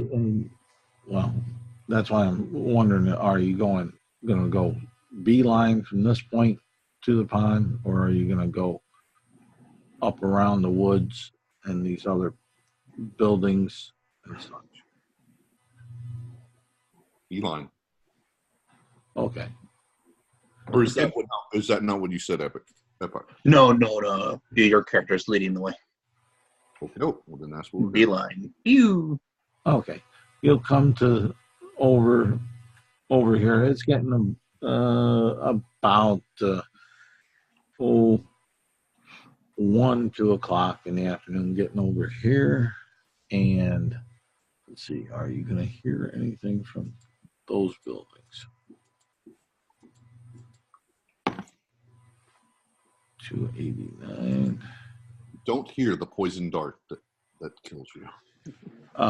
Give me a perception check, both of you.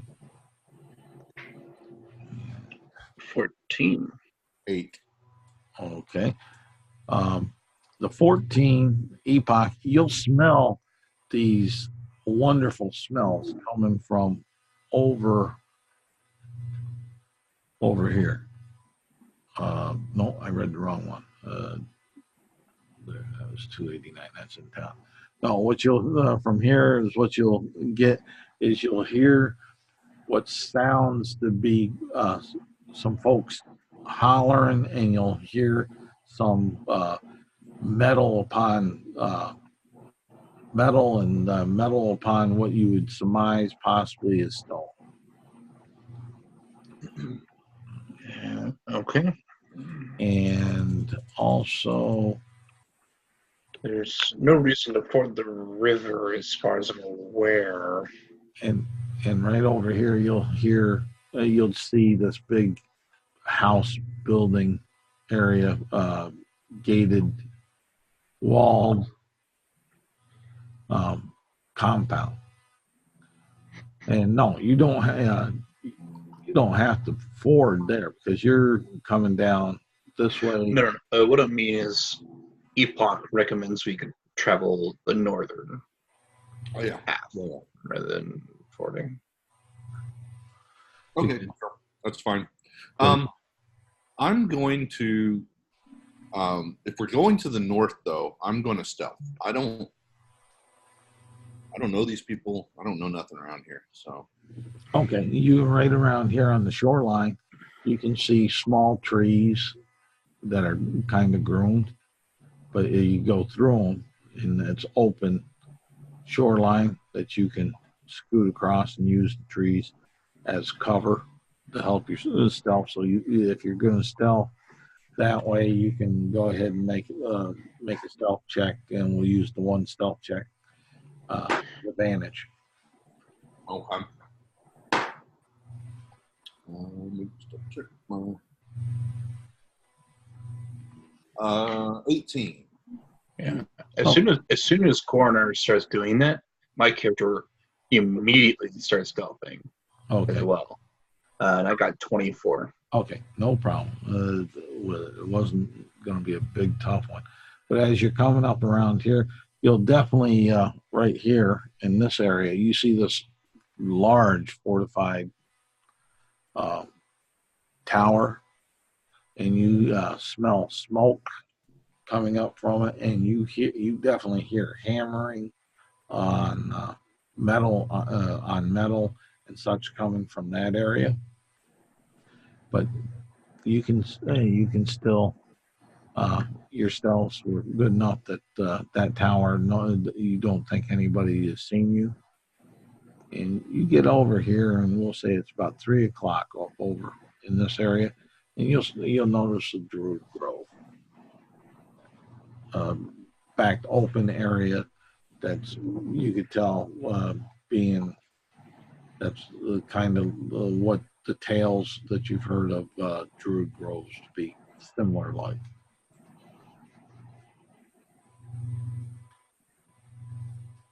On the assumption that all the animals around us can probably detect us, and therefore the druids know we're here or will, I'll approach openly now that we're sort of past the buildings and everything.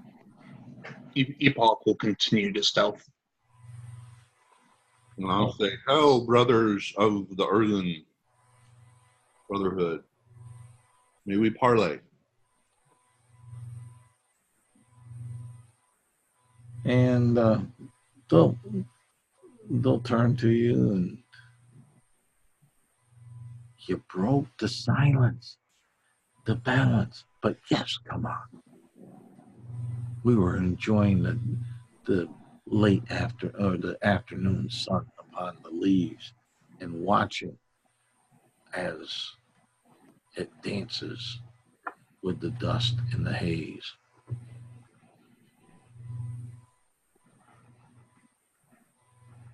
I haven't started drinking yet, but if you wanted to. No. And you say you haven't started drinking yet. They'll I don't. reach down and they'll offer you, here, this flask. You can drink of this. I do not If hesitate. you're thirsty. Immediately start to drink it. Say again. Yes, I don't hesitate. I immediately start drinking. Okay, you drink it on down. Allow you the agency to react. But when it hits your lips, it's cool. It's refreshing. It's somewhat sweet, but you definitely know it's probably one of the sweetest waters you've ever had.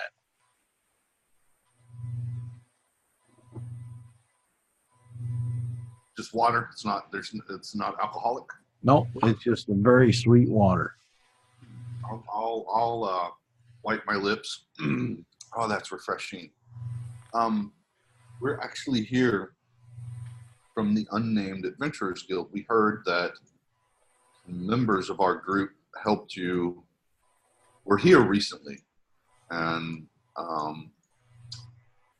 when they were here, our druid friend Caradoc, on return from here, his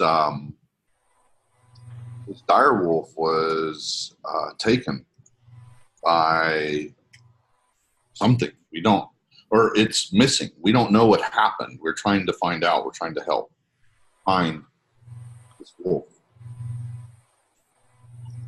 We didn't know if you had any information or if you could ask the forest or sky or something. Well, they'll say we know that Caradoc and his companion went to the conclave of the Earthen Brotherhood on some mission a couple weeks ago. As far as that, that's somewhat of the latest that we actually had seen them. We heard that there was some loss on his return, just from the rumors out of aluminum, but we could possibly try, but there is a payment.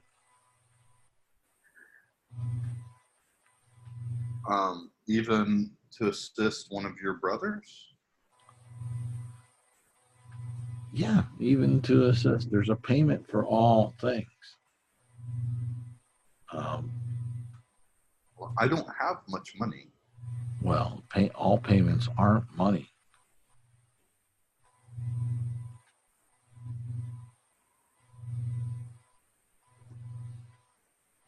Well, what is the payment that you require? Well, this will take some concentrated effort, but the payment would be kind of a dear payment. As far as that, we would request that you bring us 2 pieces of unique wood. One is called ironwood, and the other is the stonewood. A branch, a good branch of each of the trees that this is from, and we would consider it payment. And where do we find these trees? Well, the one we know is, I'll drop this map here, start it, and I'll bring up is this the, and I'll drop this one down, and I'll bring up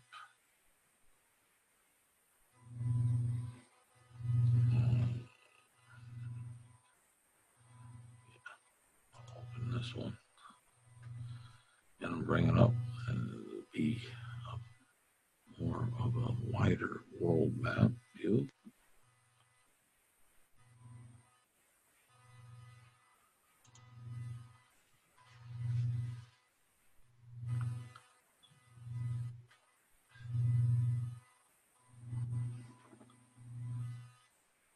But they'll say one's over into the lands. Yeah, right there. I think that'll work. Don't want to get it much smaller than that. Let's see here. Let me get back over here.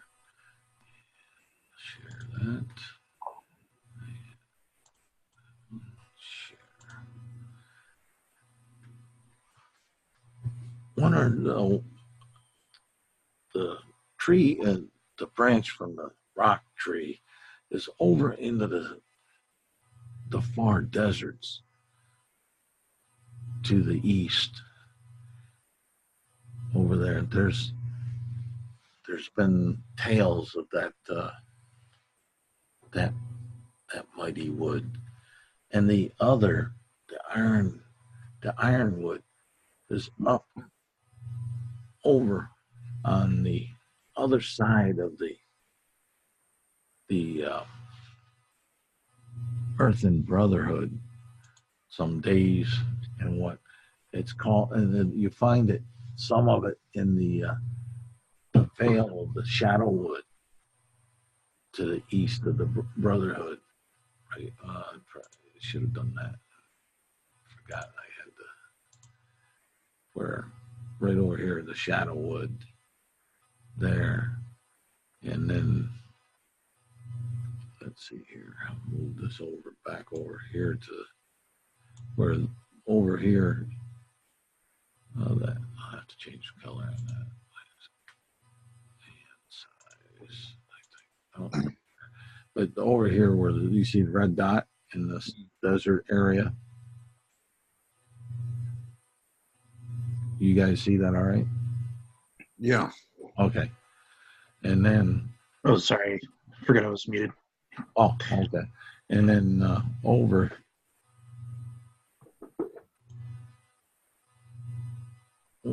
here in the Shadowwood, in the Vale of the Shadowwood, is the Ironwood. Is what they would say.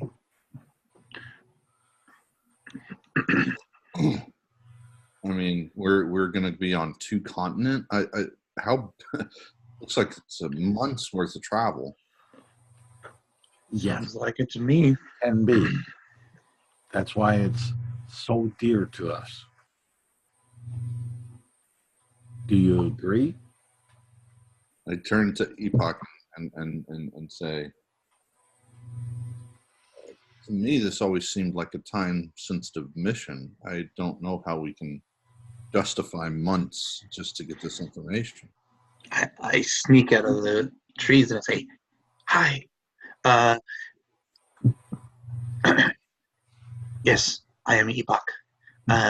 Greetings. Time sensitive.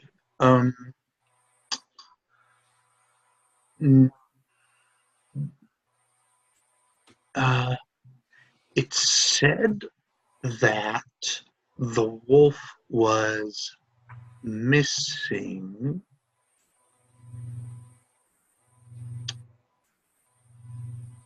It didn't say. I'm asking out of character. Did Caradoc not put in there that he was carried off by a dragon? No, he didn't. Correct, he did not. Really? Really? Which is part of the reason that we can run him from first to fourth. Or, to be more clear, I believe Pincus was the one who's posted Yeah. request. And if you remember correctly, Pincus believed the wolf was dead. I see. Okay, got it. And he was writing down what Caradoc wanted. Which, yeah. And Caradoc never said that when he was writing it down that it was carried off by a dragon. Well, he did mention He mentioned that a name. Well, he mentioned I icy think breath, and he mentioned that they were attacked by a dragon. they were attacked by a dragon, and Talmeric had been killed during that fight, had been taken during that fight. Okay. Like that, Pincus was given that information because Caradoc was looking for, basically looking to explain the severity of how the difficulty actually is what I meant to say of what they just completed. Of what they completed, but on the portion where Pincus was writing it down, I don't think he was very specific. Per se, no. And the point being, I guess on that would be so not to scare off. Perhaps. It's also worth noting, to be fair, even Caradoc doesn't know where the wolf is. Like, who knows where icy breath goes? Yeah. So, yeah, I guess. So, but what my character says is, yeah, they said it was missing. They weren't clear as to how, although if we're talking a horse-sized wolf, seems unlikely that it'd be in much danger. Well, I'll turn to Epoch and say, do we take them up on this deal, or do we try to talk to the animals near here? We can ask what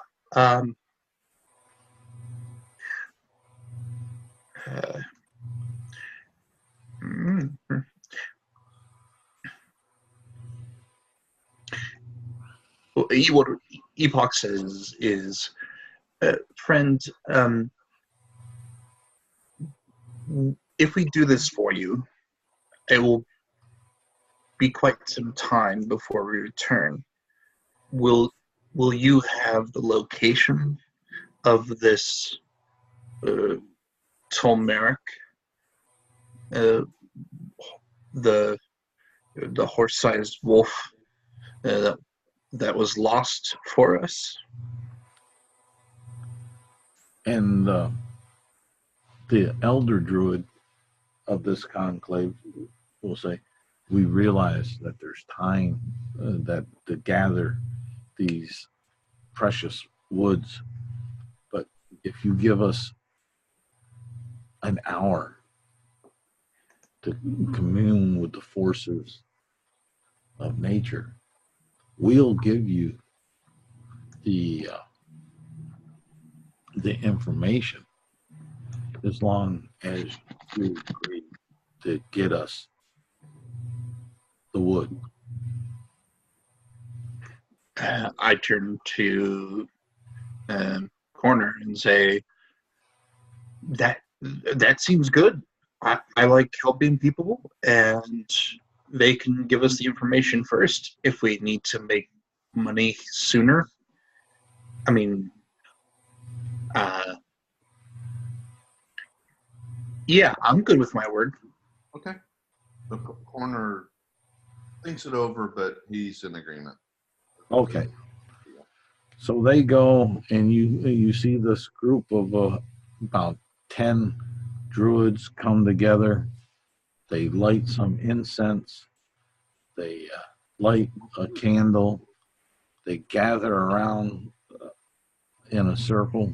They have a couple obelisks that they, about 3 of them, that they are in between, and they're going ahead and doing some ritual type casting from your perspective as characters or divining. There's a hush around the grove. There's not a wind blowing. And then about 35 minutes into it, from the north comes a gust of wind into the grove. And from the northwest comes a gust of wind. And from the south comes a gust of wind.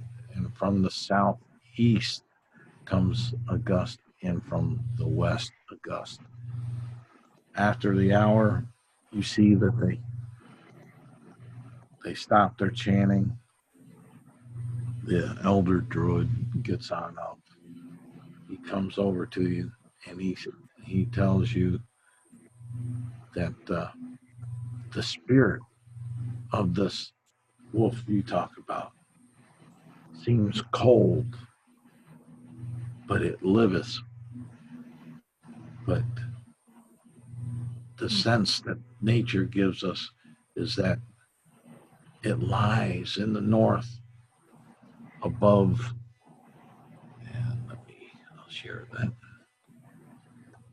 to give a better perspective. Let's see here. Oh, right here. And okay. Come on, share.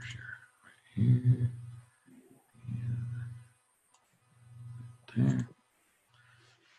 And from Illumina down here, they're saying it's above Darnzanon's teeth range, and we feel a cold and wet area, which makes us think somewhere around the ice lake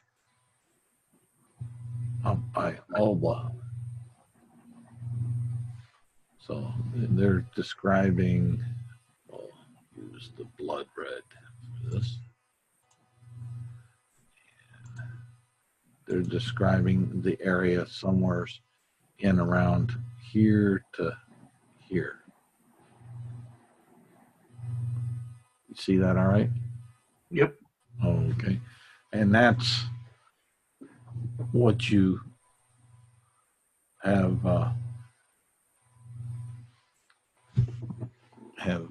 seen. And let me see here if I got to, I got to get into spells now.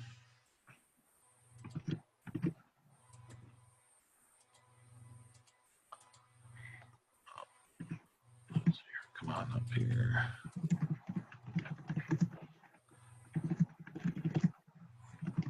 Right there.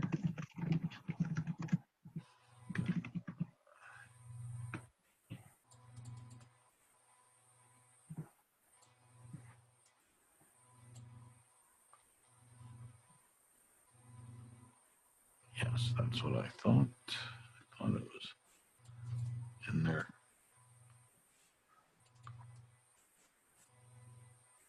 In their stuff. So here, just double check before I make myself wreck.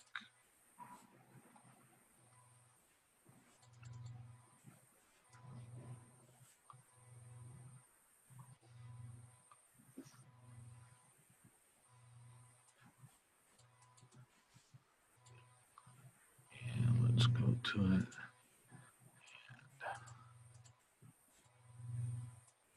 Come on. Here.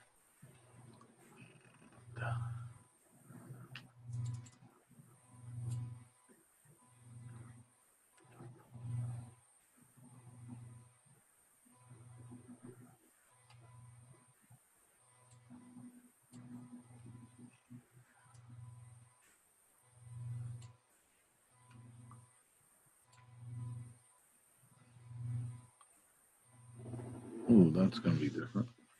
All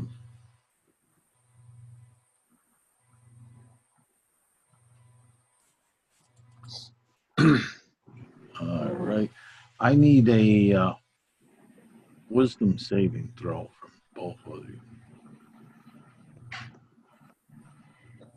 you. Does 4. 2 succeed? 4 is also good. No.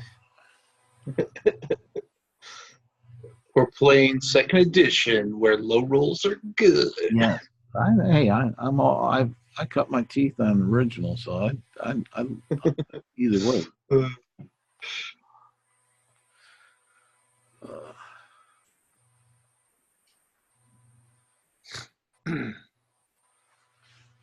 Okay. How about Connor? 4. 4. Okay. Basically, and this is where it's going to, for Quanner, it's not a problem. You have that feeling and urge. You basically were geezed. With Epoch, it's different. And this is why it's different, because the elven blood in it. And this is basically, I believe, a charm, which he has advantage. I do have advantage. With my advantage, it would be a 15. Yeah. And normally. Yeah, that's why I'm saying it's a little bit different. I forgot to say that there. I got to, let's see here, for the druid, what his DC would be for that. And, double check this doobie-doo here. And so I don't screw up.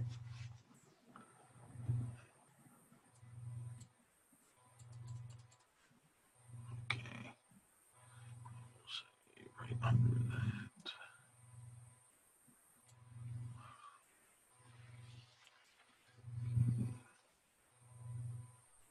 All right.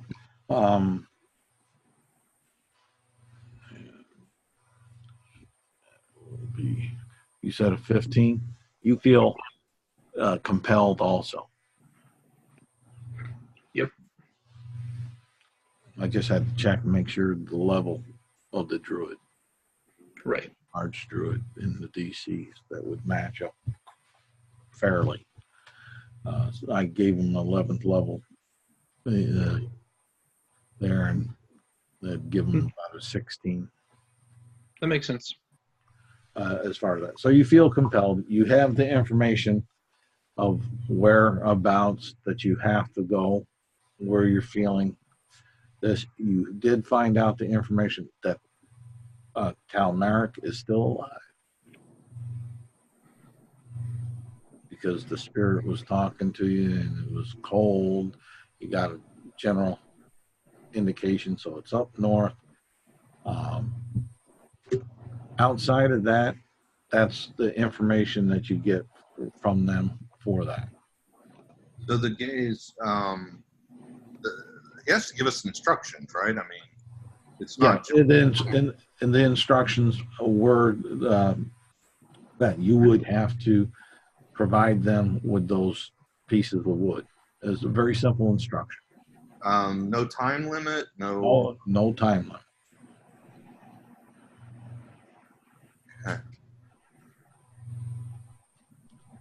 I'm just trying to remember, because I think even without a time limit, we get damaged every day. We're not actively. If you go against the question of the intent of it. So right now, you going to find Talmeric like that, the way the arrangement is, you won't get the psychic damage. Gotcha. But we would if we would to do something else besides find Talmeric or these two branches.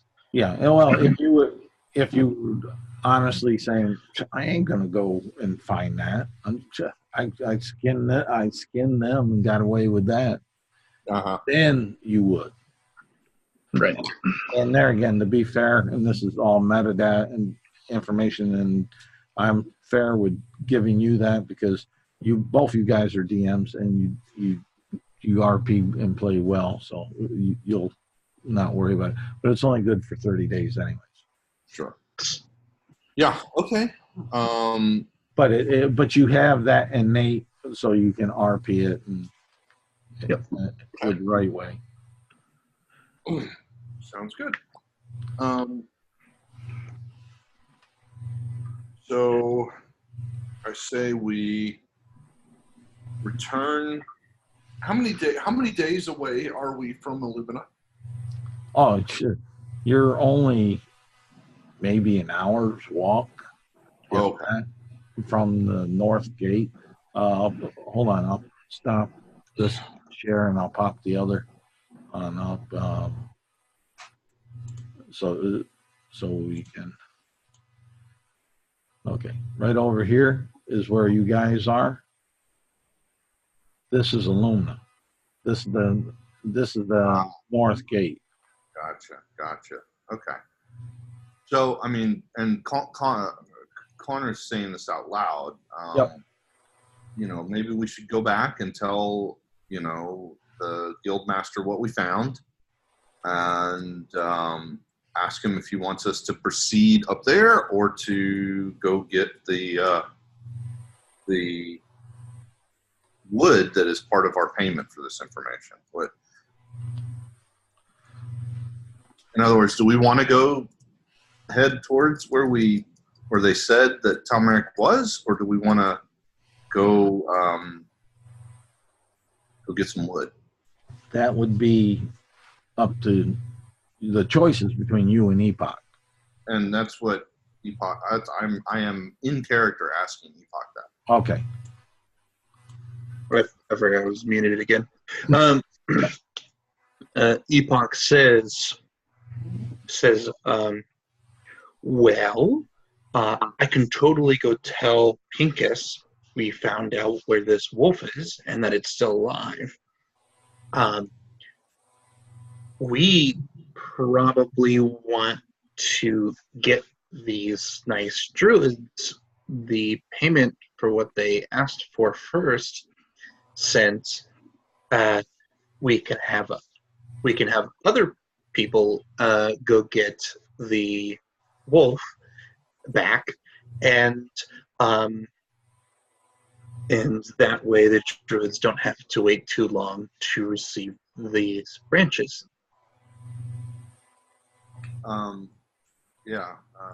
Corner's going to just go along with the more experienced guild member. Okay. But, you monster. So you're going to go and tell Pincus. Yeah. And look for some guidance, but with the intent of staying on track with trying to locate and recover the requested material as payment. So yeah, basically, that's no problem. So clarification here.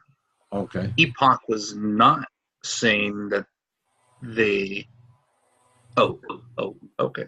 I realized you said something different than I thought what you did. What it is worth noting is that Epoch is not saying that they're going to get some portion of the payment for finding Talmeric. No, you're going back to report your findings. Right. Okay. That's the way I took it.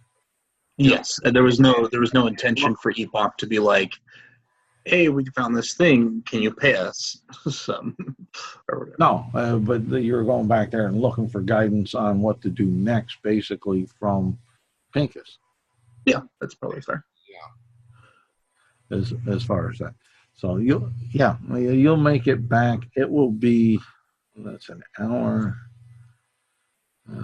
It'll be about, by the time you get back through the gates and everything. Let's see here. Where am I? You'll get right on down there. here, Square of Gods, Regal Streets, down to the guild here. That and you call for Pincus. You run into Riverwood and ask him to go let Master Pincus know that you have some information on that reward. And he goes and gets Pincus. Pincus comes dawdling on out. He's kind of cheerful about it. What you find? What you find? He's still alive. Oh, Caradoc will be so glad. I believe.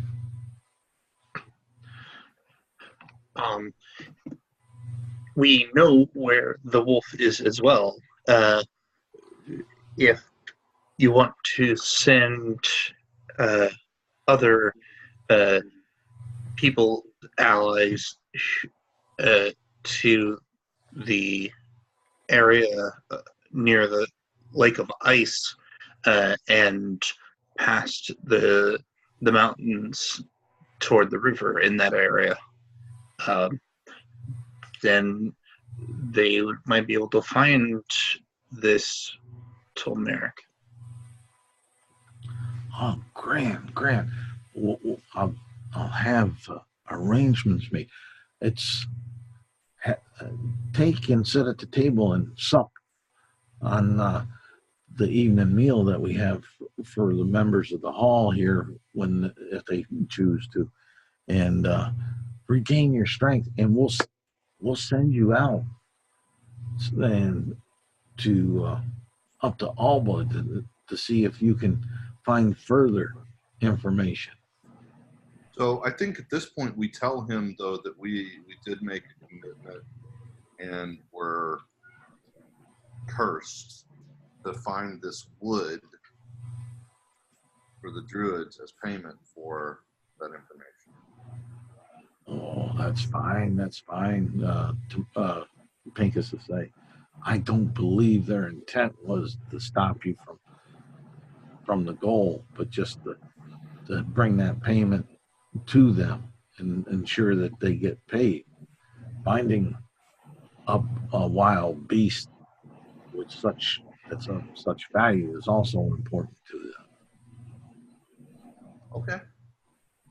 But I'll have Riverwood call through the guild of the ones that are here and send out some pigeons out to Ando-Tarion, to Figaro, and down to Red Gill, to Fletch and them, to see if there's any that are interested with this. And maybe Caradoc would be of glad mind.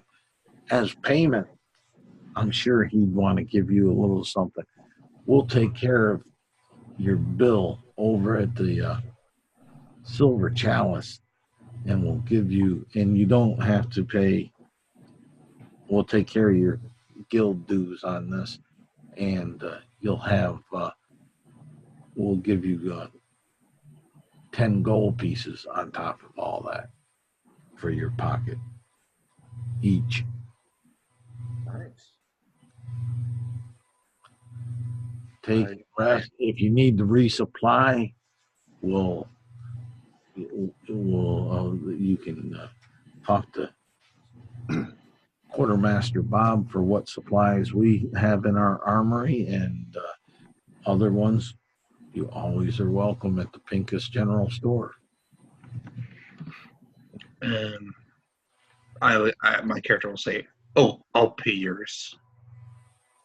to Corner. I'm good. I don't. else. Well, no. I mean, we're friends, right? Well, sure. What's a? I like this is developing.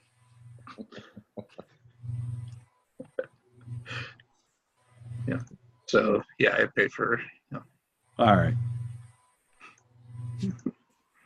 And that's going to be the evening, and we're close to the time that I slotted for it. And I know that you, Isaac, earlier said that you had a time frame, so I did. Yeah. I didn't want to bust that, and I think it puts us close to that. So That works for me. I was about to ask if we were planning on wrapping it up or continuing. I mean, yeah, it was either that or we start going to get one of those branches. no. So we're gonna. I'll wrap this up. I'll set up another piece of this adventure, and hopefully we can get some other crews involved with it. Hopefully they're enjoying it. If they're watching it, or if they do watch it, I hope they'll enjoy it. And anything else that you want to do for the evening? Do you want to stay in the common rooms at the guild hall, or try to get your special simple room over at the Silver Chalice, or you want to try some other establishments throughout the city? I think Connor is gonna just kind of stay in the guild hall. He probably will down a few L's, but he's just gonna do it right here. Okay, that's no problem. Oh, Epoch is like, oh, you probably shouldn't, you shouldn't drink too much of that. You should slow down. That it is slightly poisonous. It makes people make bad choices. I don't know.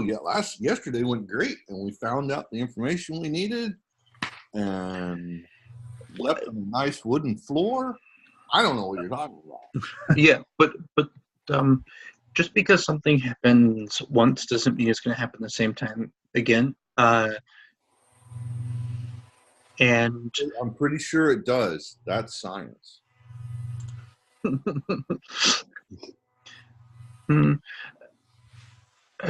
Okay, well, I'll tell you what. I'll pay for any drinks, and I hope you have fun. I'll stay here, and I'm sure this will be fun. My character does not drink. Yeah, he's not going for falling down drunk again, but yeah, he's going for a buzz. Okay. All right. If that's what you guys are doing. Yeah. And we'll in the same day. we'll break it. We'll break it there. We'll pick it up when we pick it up from the following morning. Okay. Real quick. Yeah, go ahead. Can I get either a nature or like wisdom insight from your character from Corner? Okay. I just want to see if he notices something. Let's see. Insight. We'll do insight. And on top of that, each of you get 1 XP. 20. Dirty 20. Dirty 20? Okay. Your character probably notices the distinct connection to the seasons that Epoch goes through, especially since there's another change while we're hanging out, and so it goes between the 4 seasons, which you're like, oh, that's kind of cool. But as you notice this, you kind of notice something. You realize something weird. The seasons are going backwards. It went spring when you first met Epoch, then something presumably winter, then autumn now, and now it's going to summer. And you're not like, maybe that's just the way Eladrin are, but you just happen to notice that. Okay. So you said 1 XP, Charles. Did you also say 1 inspiration? Well, yeah, you guys with the role play deserve 1 inspiration, especially with the tavern scenes and the tumble and drunk. So sorry, were you saying something, Eric? Eladrin, that's from the Magic the Gathering tie-in. It's actually from Mordekainen's Tome of Foes. Mordenkainen's. Okay. It's also technically in the DMG, but it's a different version in that one. If you look at the Tomofos, it's actually super cool because they have this whole thing where they switch between the 4 seasons and have like a ton of different personalities because of it. The Tomofo in the Tomofos, they get more in depth than what the DMG. Yeah. And the DMG had them a lot rarer. And where the Tomofos, they're still a rare elf vent, but it's set up more for easier for player character. Yeah. Okay. It's a fun race. You should check it out. Yeah, I've got the book, so I've got the D&D Beyond version of it. I'll pull it up and read it. Yeah. Fair enough. So, any outros that you guys want? No, I'm good. Oh, okay. Never gonna give you. Never gonna let you. How about EPOP? No. Okay. And I'll stop recording here.